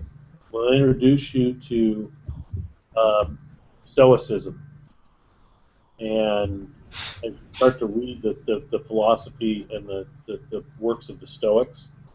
You know, okay, who's a Stoic in history? Non-emotion. So. No, it's a Stoic is actually a philosophy. You know what Stoic is? What did you say? Say what you said about emotion. It's not a non-emotion. It's a person who can stay very, like, you can't read Okay, them. that's where the root of that came That's from. what I think of. That's where the root from it came from, right? Joseph, you want to break it down? Yeah, actually, I'll bring up my notes here, right? So a few things in regards to. Take notes on your books that you read. He takes notes and sends them to me. Cliff notes. Joseph. I send him all my stuff and I say, "Tell me what you think." Really? And then he doesn't do it all. Like, I mean, if it's stuff we're working on together, he's fantastic. That's amazing, Joseph. Is that book on Read It For Me? It's no. Sorry, say it again. I use Xmind and I mind map. It's a great tool, so it helps me take notes really fast and efficiently. So I'm just pulling it up right here. I'm reading it. So Stoicism, right? So some of the characteristics of a Stoic individual would be to be very objective, to control emotions, to see the good in any situation, to steady your nerves, to ignore what disturbs or limit others, what would otherwise disturb others, to place things into perspective, to revert to the present moment, so being in the now, and to focus on what can be controlled. So what are the things that you have control of, and focus on those things versus things that you don't have control of. So perfect. And so there's so Marcus Aurelius. Marcus Aurelius, the last great emperor, right, of Rome. Okay, was he wasn't killed by Commodus, really. He died of disease, but and he was, when they were trying to overthrow, one of his colleagues or friends tried to overthrow him in a part of the empire. That person died before they had a chance to get to them and kind of to take control. He went to all of the people that were opposing this overthrow and said, "Please do not stain my legacy with the blood of this this deal." So he truly forgave and moved on. So there's three main philosophers of this within Stoicism. There's several, but the ones that are the most well known are Marcus Aurelius, who actually truly lived by his thing, and the Meditations by Marcus Aurelius there's a book, a guy named Gregory, I can't remember his last name, but it is incredible. Where the beginning of the book, he literally talks about from gratitude on what did he get from all these people? What did he gain from all these people? And now they gave it to him, and so he was from his mom. This is what he got from his father, from his uncle, from all these. Literally starts this book off with gratitude and the things that he'd learned from these people, and keeps going from there. And so Marcus Aurelius is actually the guy that was not just a philosopher and spoke about it; he actually lived it. Okay, Epictetus was probably the most noted and probably the most noted and well respected of the Stoics. I think he was like 15 AD. Okay. And then Seneca, which people have heard that before. Seneca, the works of Seneca is in a Penguins book, but you start to read some of this stuff. And by the way, even Ryan Holiday in this book's fantastic. Okay, it's fantastic, and it literally says, we talked about the line that begins it all, and it says the impediment to action advances action. What stands in the way becomes the way. And then you start to look at, he says, where can you go to learn more?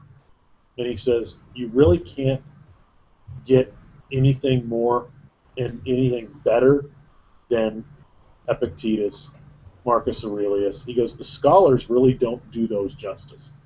And just even in the publisher's notes, as they're writing this, at the very beginning of the book, you're going to read something like Epictetus in Enchiridion. It's a really short book.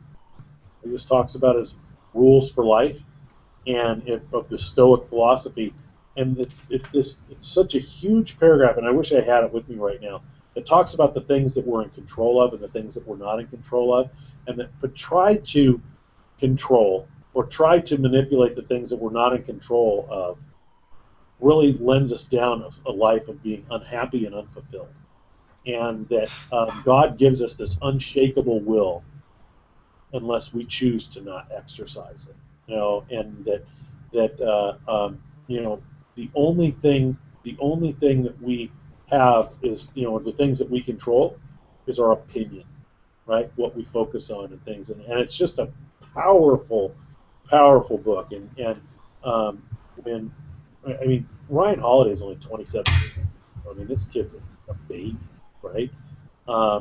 He was starting to talk about the Stoic philosophy back in 2009, and Tim Ferriss asked him to blog about it on his blog, and then Tim Ferriss, 4 Hour Workweek, was just like, "You've got to write a book on this because you are the most well-rounded guy." And his Ryan Holiday, growing up, or being mentored by Robert Greene, who wrote 48 Laws of Power, 33 Strategies of War, the 50th Law, Seduction, all these different great. I mean, he is like a guy that can explain the most complex things in the most simplest form.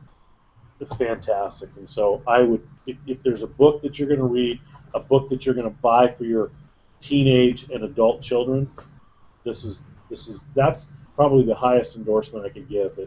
That I finished this book and I said, I'm buying these for my kids.